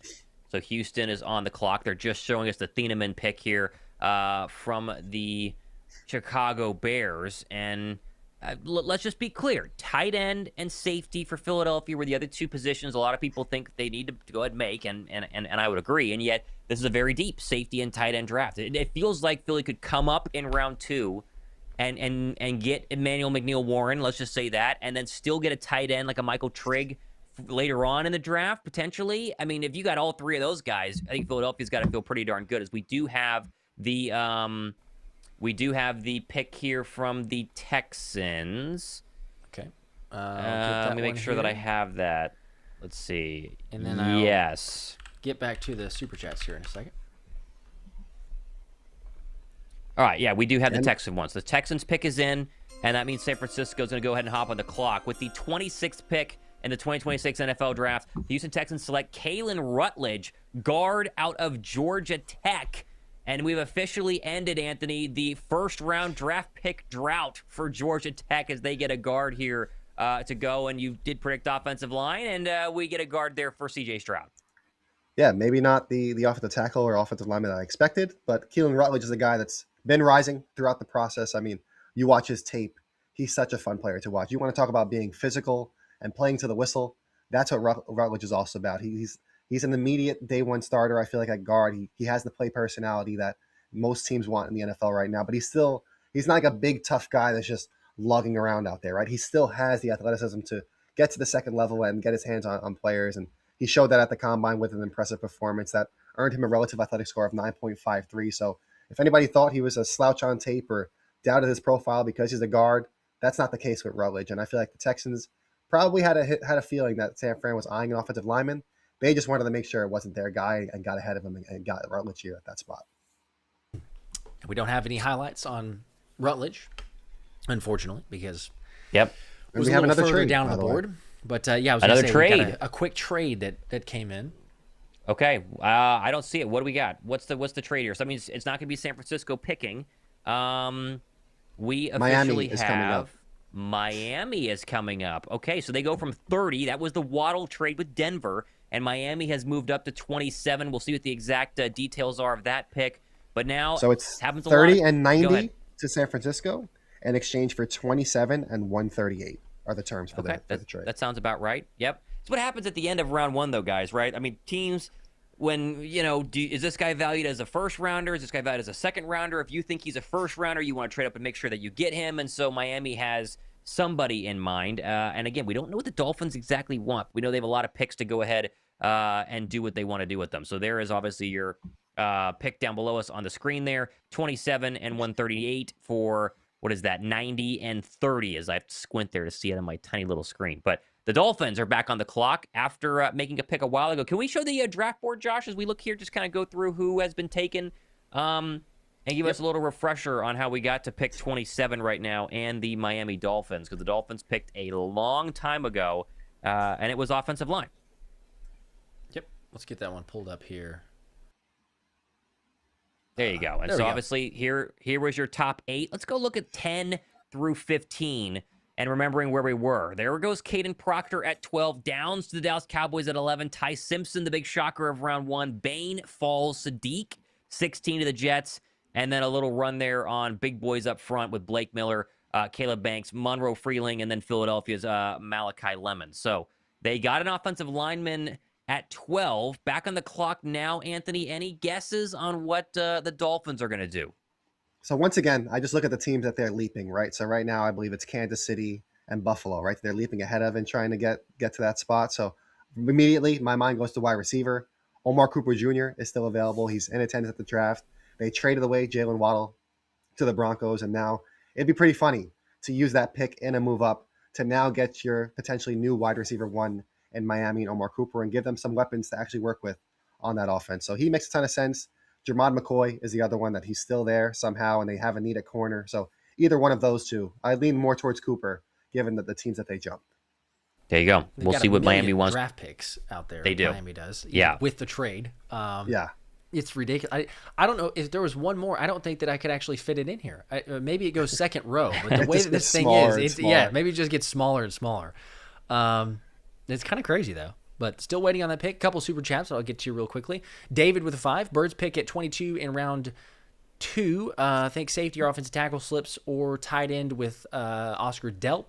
Love the Lemon pick. Love the show even more. You guys are rocking it. Go Birds. There you go. Thank you, David. Finally, someone likes the Lemon pick. I feel like there's a lot of negative Nancys in the chat and on Twitter right now, but finally someone likes it. I absolutely love the Lemon pick.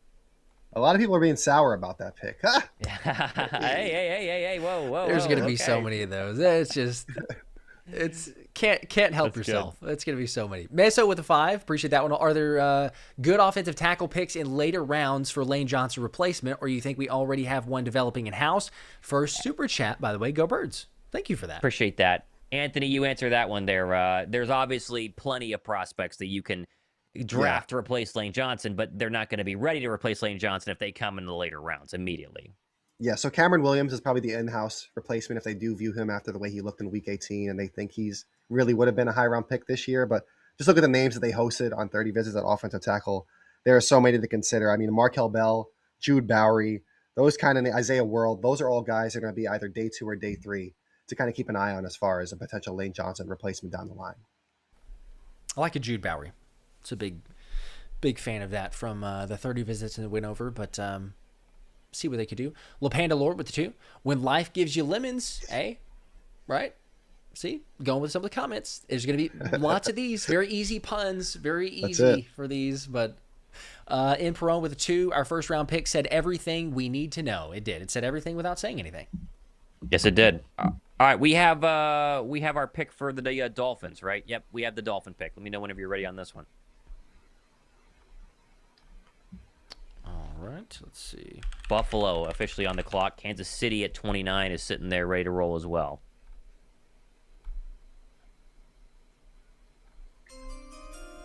Okay. With the 27th pick in the 2026 NFL Draft, the Miami Dolphins select Chris Johnson, cornerback. And there you go. They jump Buffalo for a cornerback. I don't know if we have Chris Johnson's highlights either. He was our number 39 overall prospect on ESPN's big board. Very fast is what I know about Chris Johnson there, Anthony DeBona. Yeah, I mean, Chris Johnson, you talk about Jermon McCoy, where there are the questions about like the medical red flags. When is he going to be able to play? Things like that. Chris Johnson's the complete opposite. He's a squeaky clean prospect at cornerback. Some people had him, if you just throw out like the rankings at a lot of the consensus, think about that, Chris Johnson straight up the best corner in this draft class. So Miami might be thinking, and they're building like they're getting a steal at this point. He can play in man, he can play in zone. He's able to take the ball away. He's a great tackler. He's just not going to get penalized. Just a really good player and had a pretty good athletic profile as well to go along with it, with a relative athletic score of 9.84, where some people were questioning like how fast would he run or things like that. He was able to prove all of his doubters wrong in that regard. So now you have a great athletic upside along with nearly perfect tape, right? There's really not a lot of holes in his game. So to get him at this point for Miami, they probably red flagged Jermon McCoy, and that's why we're seeing him fall down the draft boards. And Chris Johnson was probably that next corner on their board. Yeah, it's a good point. There you go. So that you see the fact that he is falling, Jermon McCoy is there's always one guy. There's maybe a couple guys every draft, but it's like, okay, you have a couple other guys selected over him now. Are those medical concerns? So Will Johnson probably situation all over again. Exactly. Yeah, just keep on moving down further. But Buffalo on the clock, waiting for that selection here at 28 after the trade that they did with the Texans.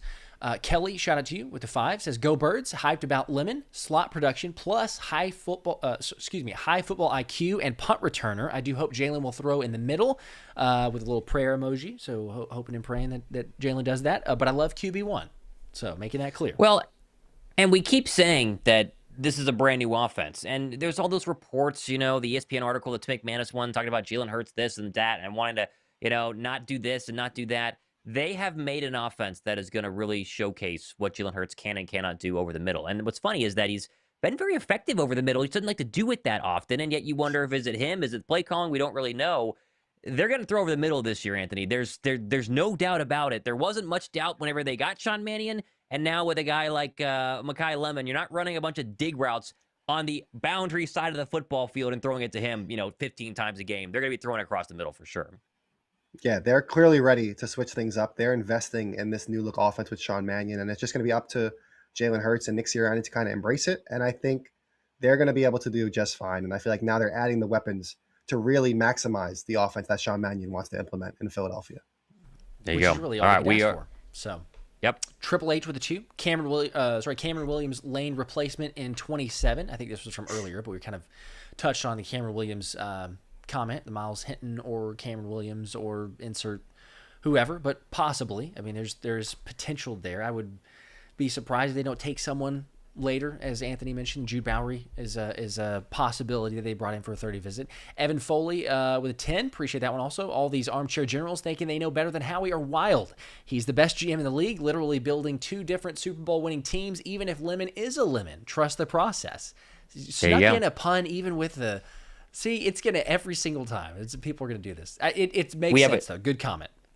We have a trade here as Mike Vrabel's New England Patriots have traded with their division rival Buffalo Bills up to 28, and they've immediately sent the pick in. So we'll see exactly who this is, but they have just made a big trade up. Not that big of a trade, obviously 31 to 28, but they have somebody in mind, and they make a selection, which technically means Mike Vrabel is supposed to meet with the media again after he met with the media at 7:28 p.m. earlier this evening. So let's see what they're going to go ahead and do.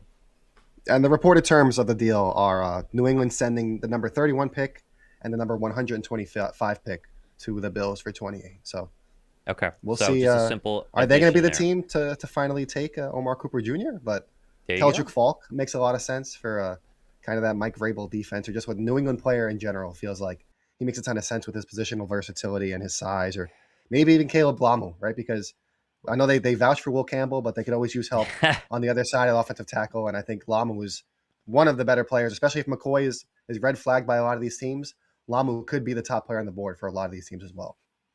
What would be very interesting is if they did take a wide receiver, as here comes the pick from the New England Patriots. Let's see if we get it. 28th pick in the 2026 NFL Draft. The New England Patriots are going to go ahead and select... Oh, I have it. Okay, sorry. It's Caleb Lamu. There you go. Anthony did call it the tackle out of Utah, and I beat the jingle there. But there goes another tackle, and this one, the 6'6", 313-pounder out of Utah, Anthony. Yeah, so just another player, like I mentioned earlier, because I thought he was going to be picked probably in the teens, but he slipped all the way to almost the end of the first round to the Patriots here. They moved up, got ahead of some other teams that could be looking for an offensive tackle, but Lamu's going to step in, and he has the athleticism. Some people think he needs to move inside to guard, or they question what he can really do at offensive tackle. But regardless, the Patriots can use some help on the offensive line. And now the value here for a player that a lot of people had as far as ranked before the draft in the teams, I know Spencer Fono got all the credit for that, or all the attention along that Utah offensive line. He was holding down the other side, and now he lands in the first round as well. There you go. 2 first-round offensive linemen for Utah. The Utes making some good ones out there as Lamu is off the board at 28. And that brings up the Kansas City Chiefs, who are back in here. They have 2 first-round draft picks, and they're fresh off of taking Mansour Delane at 6 after their trade up way earlier on in this draft. And now with 4 picks left in this year, 3 picks left. 4. Sorry, make sure I have my numbers right here. Kansas City has immediately sent the pick in, by the way. So we have the KC pick being in. We will look to see if we know who it is. But the NFL draft is really speeding up here as we approach the 11 p.m. hour on the East Coast.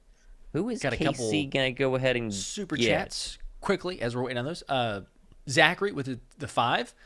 Lemon pick is solid. Looks like Philly's going to be running lots of double slants. Yep, I think so. Middle. It's better than double hitches. It's much better than that's double much hitches. Better. Anything is better than that.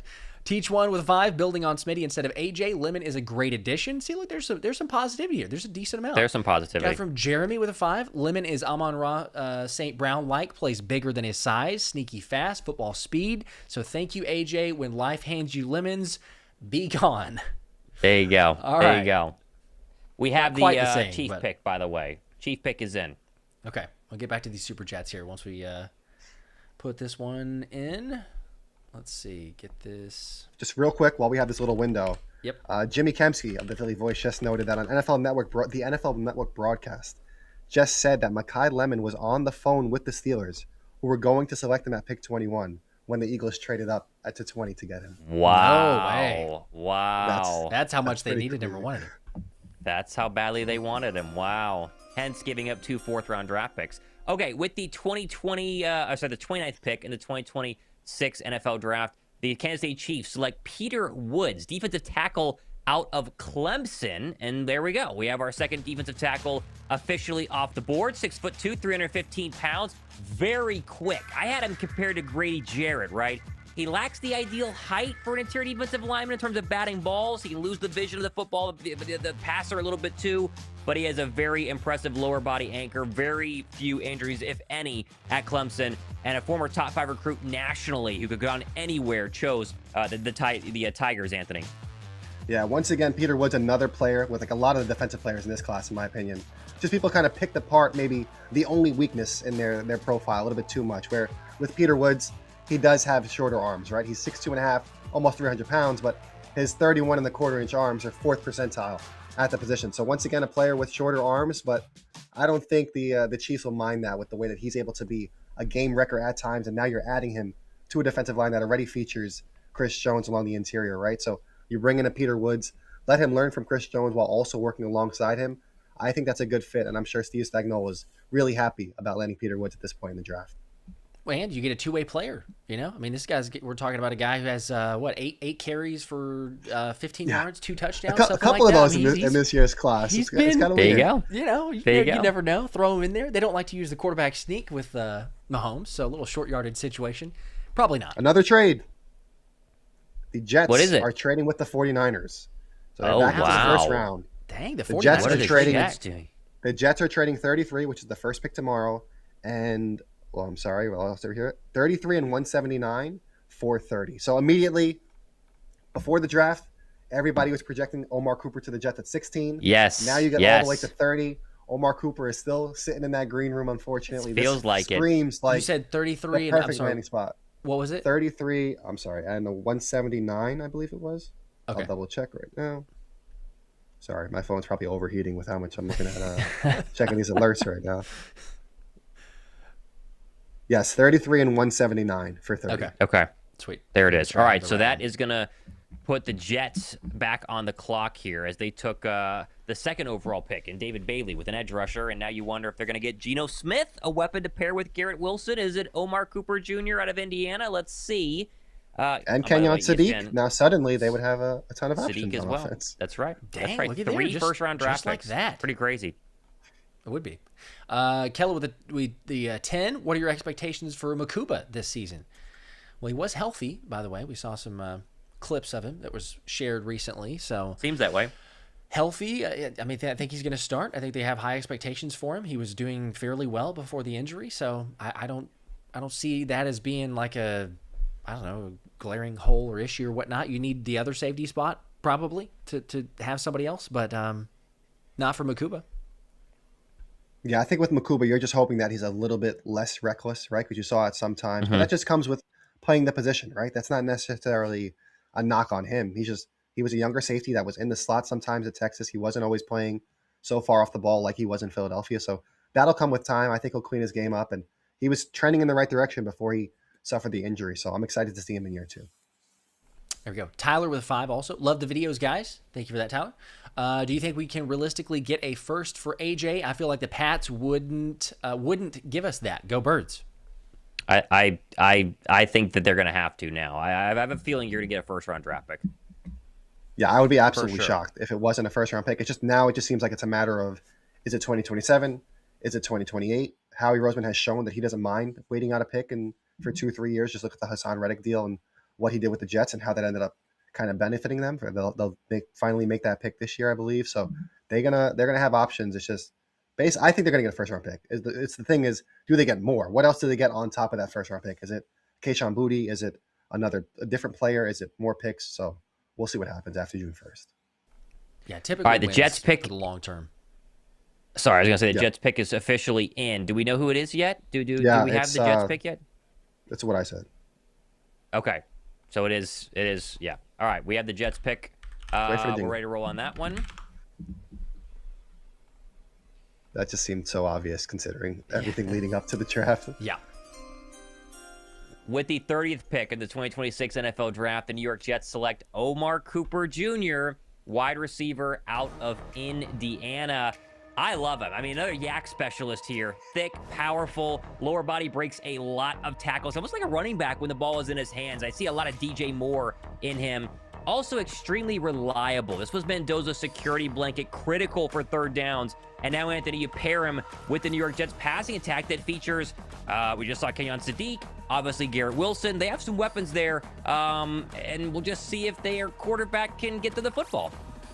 Yeah, so, I mean, I guess it's going to be Geno Smith right now looking, but who knows if they add somebody on day 2 or day 3. But it's hard to be upset if you're a Jets fan, and shout out to my guy Stu. But, I mean, you look at this haul they've brought in, right? David Bailey, easily the top edge rusher in this draft, and now you add Kenyon Sadiq and Omar Cooper at 2 different spots that most people didn't think they'd be available, with Sadiq at 16 and now Cooper all the way at 30. So this is a great haul for the Jets so far for an offense that really, really lacked weapons, just couldn't move the ball last year.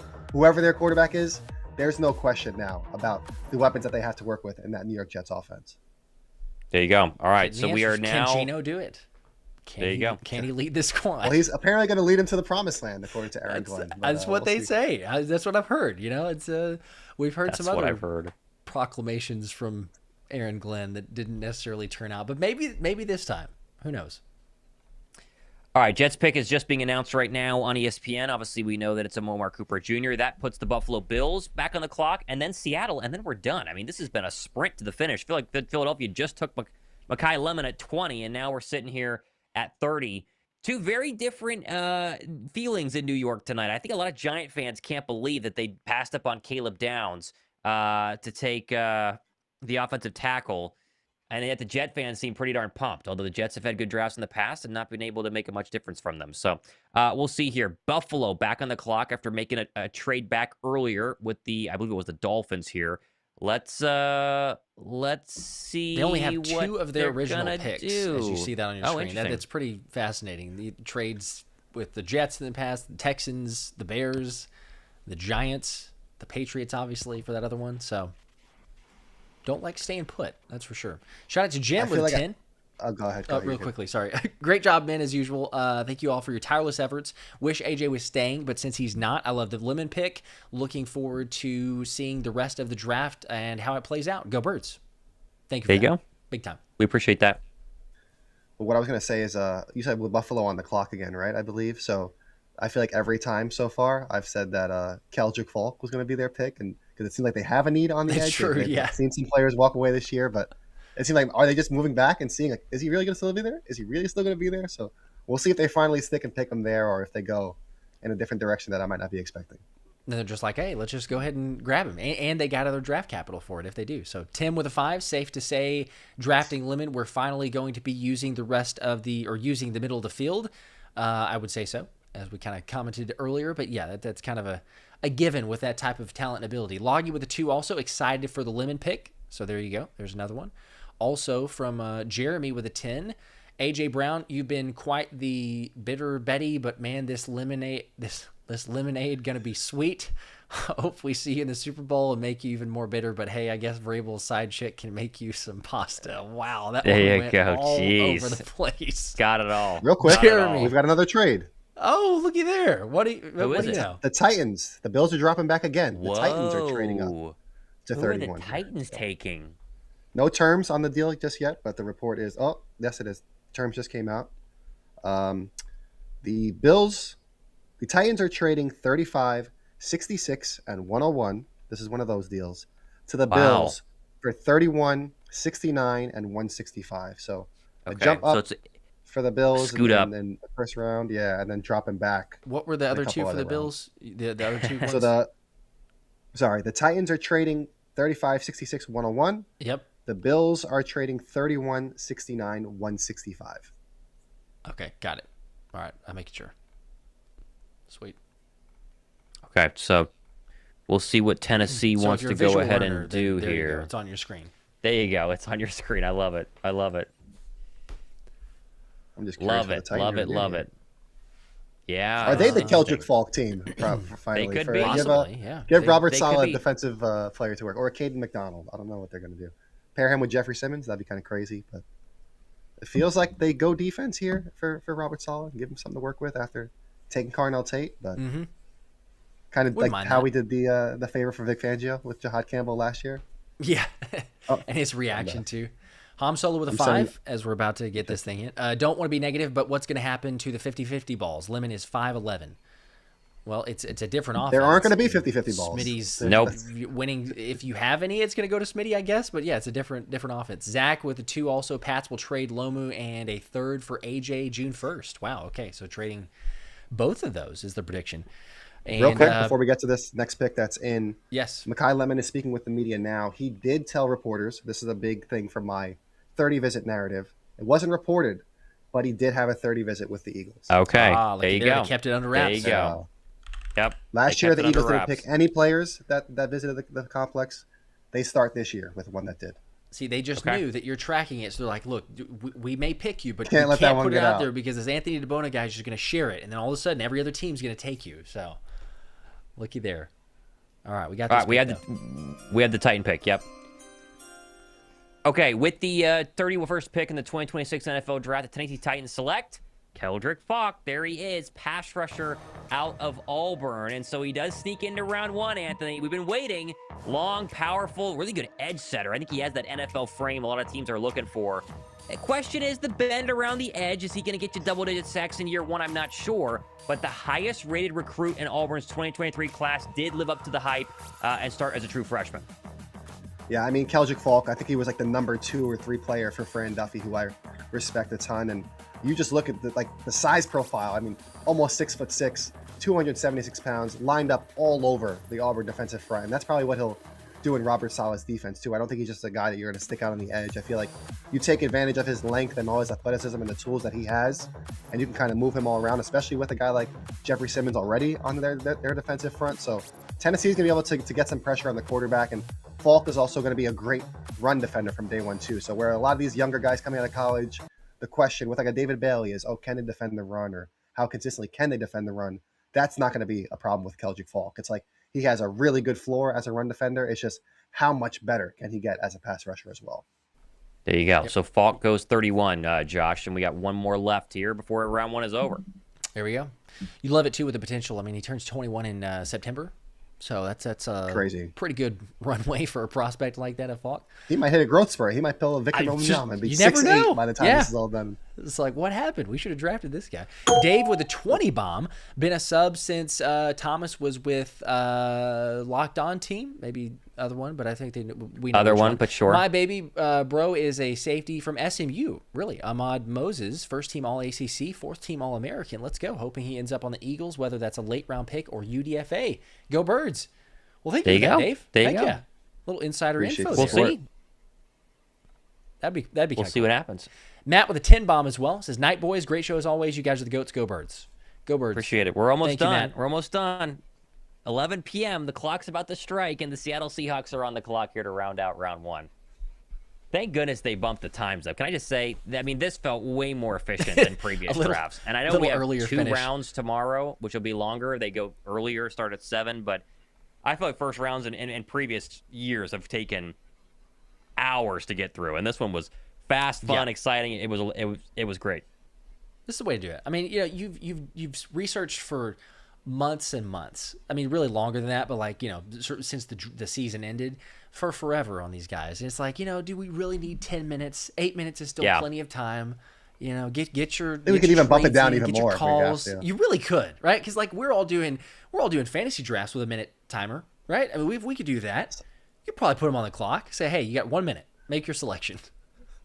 Oh my God! Imagine the alerts for trades and stuff like that. With that, that's honestly the main reason why this clock is like takes so long, is because both teams need to separately call in these trades whenever they're made, and if one thing is off, the trade doesn't go through. Now they both have to call again. Like there's so much more behind the scenes that has to go into it. It's easy to follow from here, getting the alerts on your phone and things like that, but it's kind of a tedious process behind the scenes for these teams. And then you have sometimes the teams that forget to call it in, right? Or inaccurately call it in. They're like, oh, yeah, we're going with this one. It's like, wait, what? Hang on. Supreme Rich with a 2. Appreciate that one. Says, maybe Howie didn't call me tonight. I think How didn't call me tonight. I assume that's Howie. So, sorry about that. Okay, we have the pick, by the way, for the Seattle Seahawks.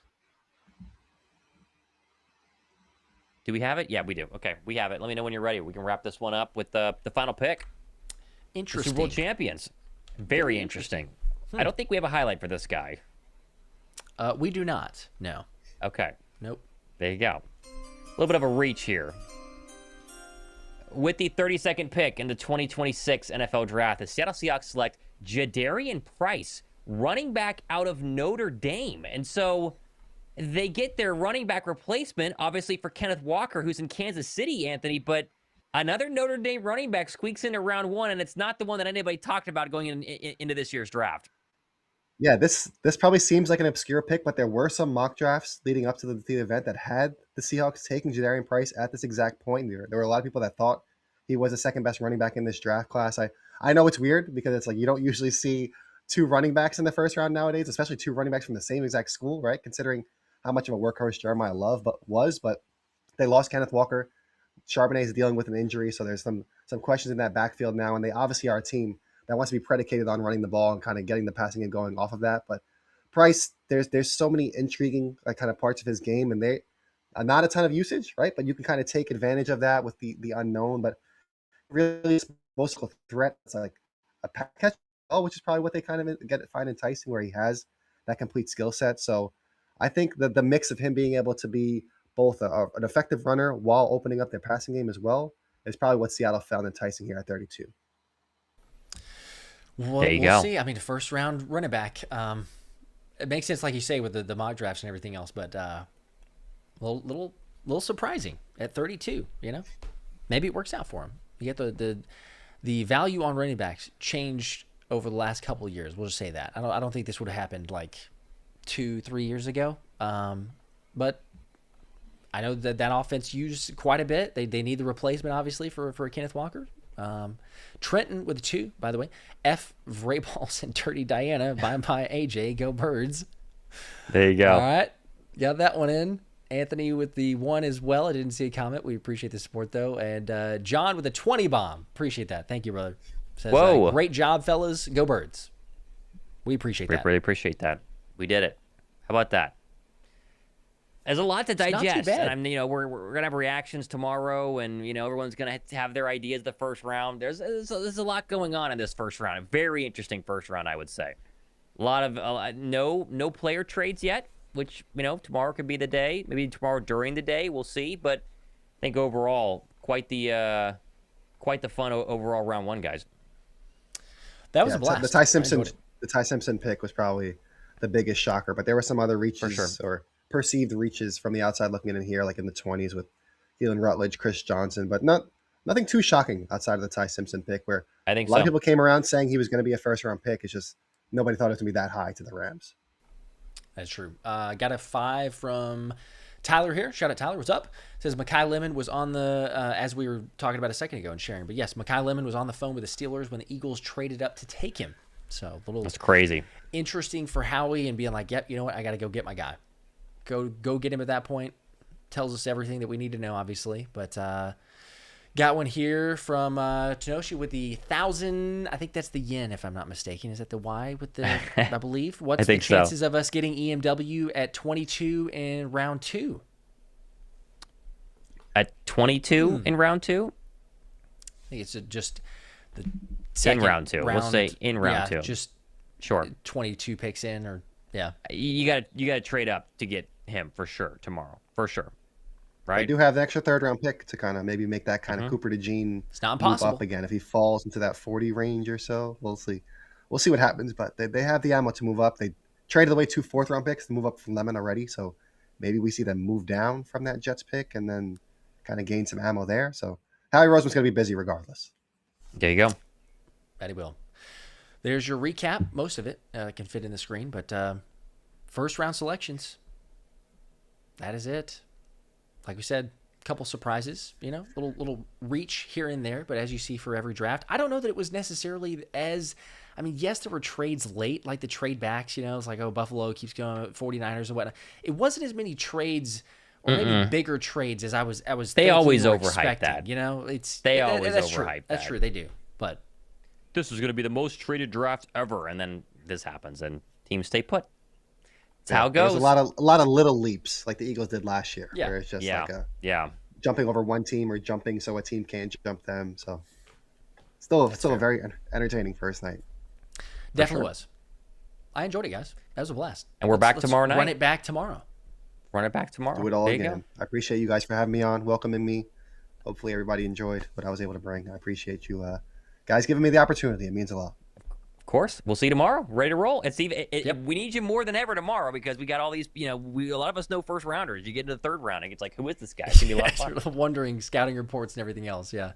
I've got the notebook ready. Don't worry. I'm trusting. There you go. Russ Nee, welcome to the Let's Run It tier with the membership. Shout out to you for that. And the 10 Bomb as well for the support.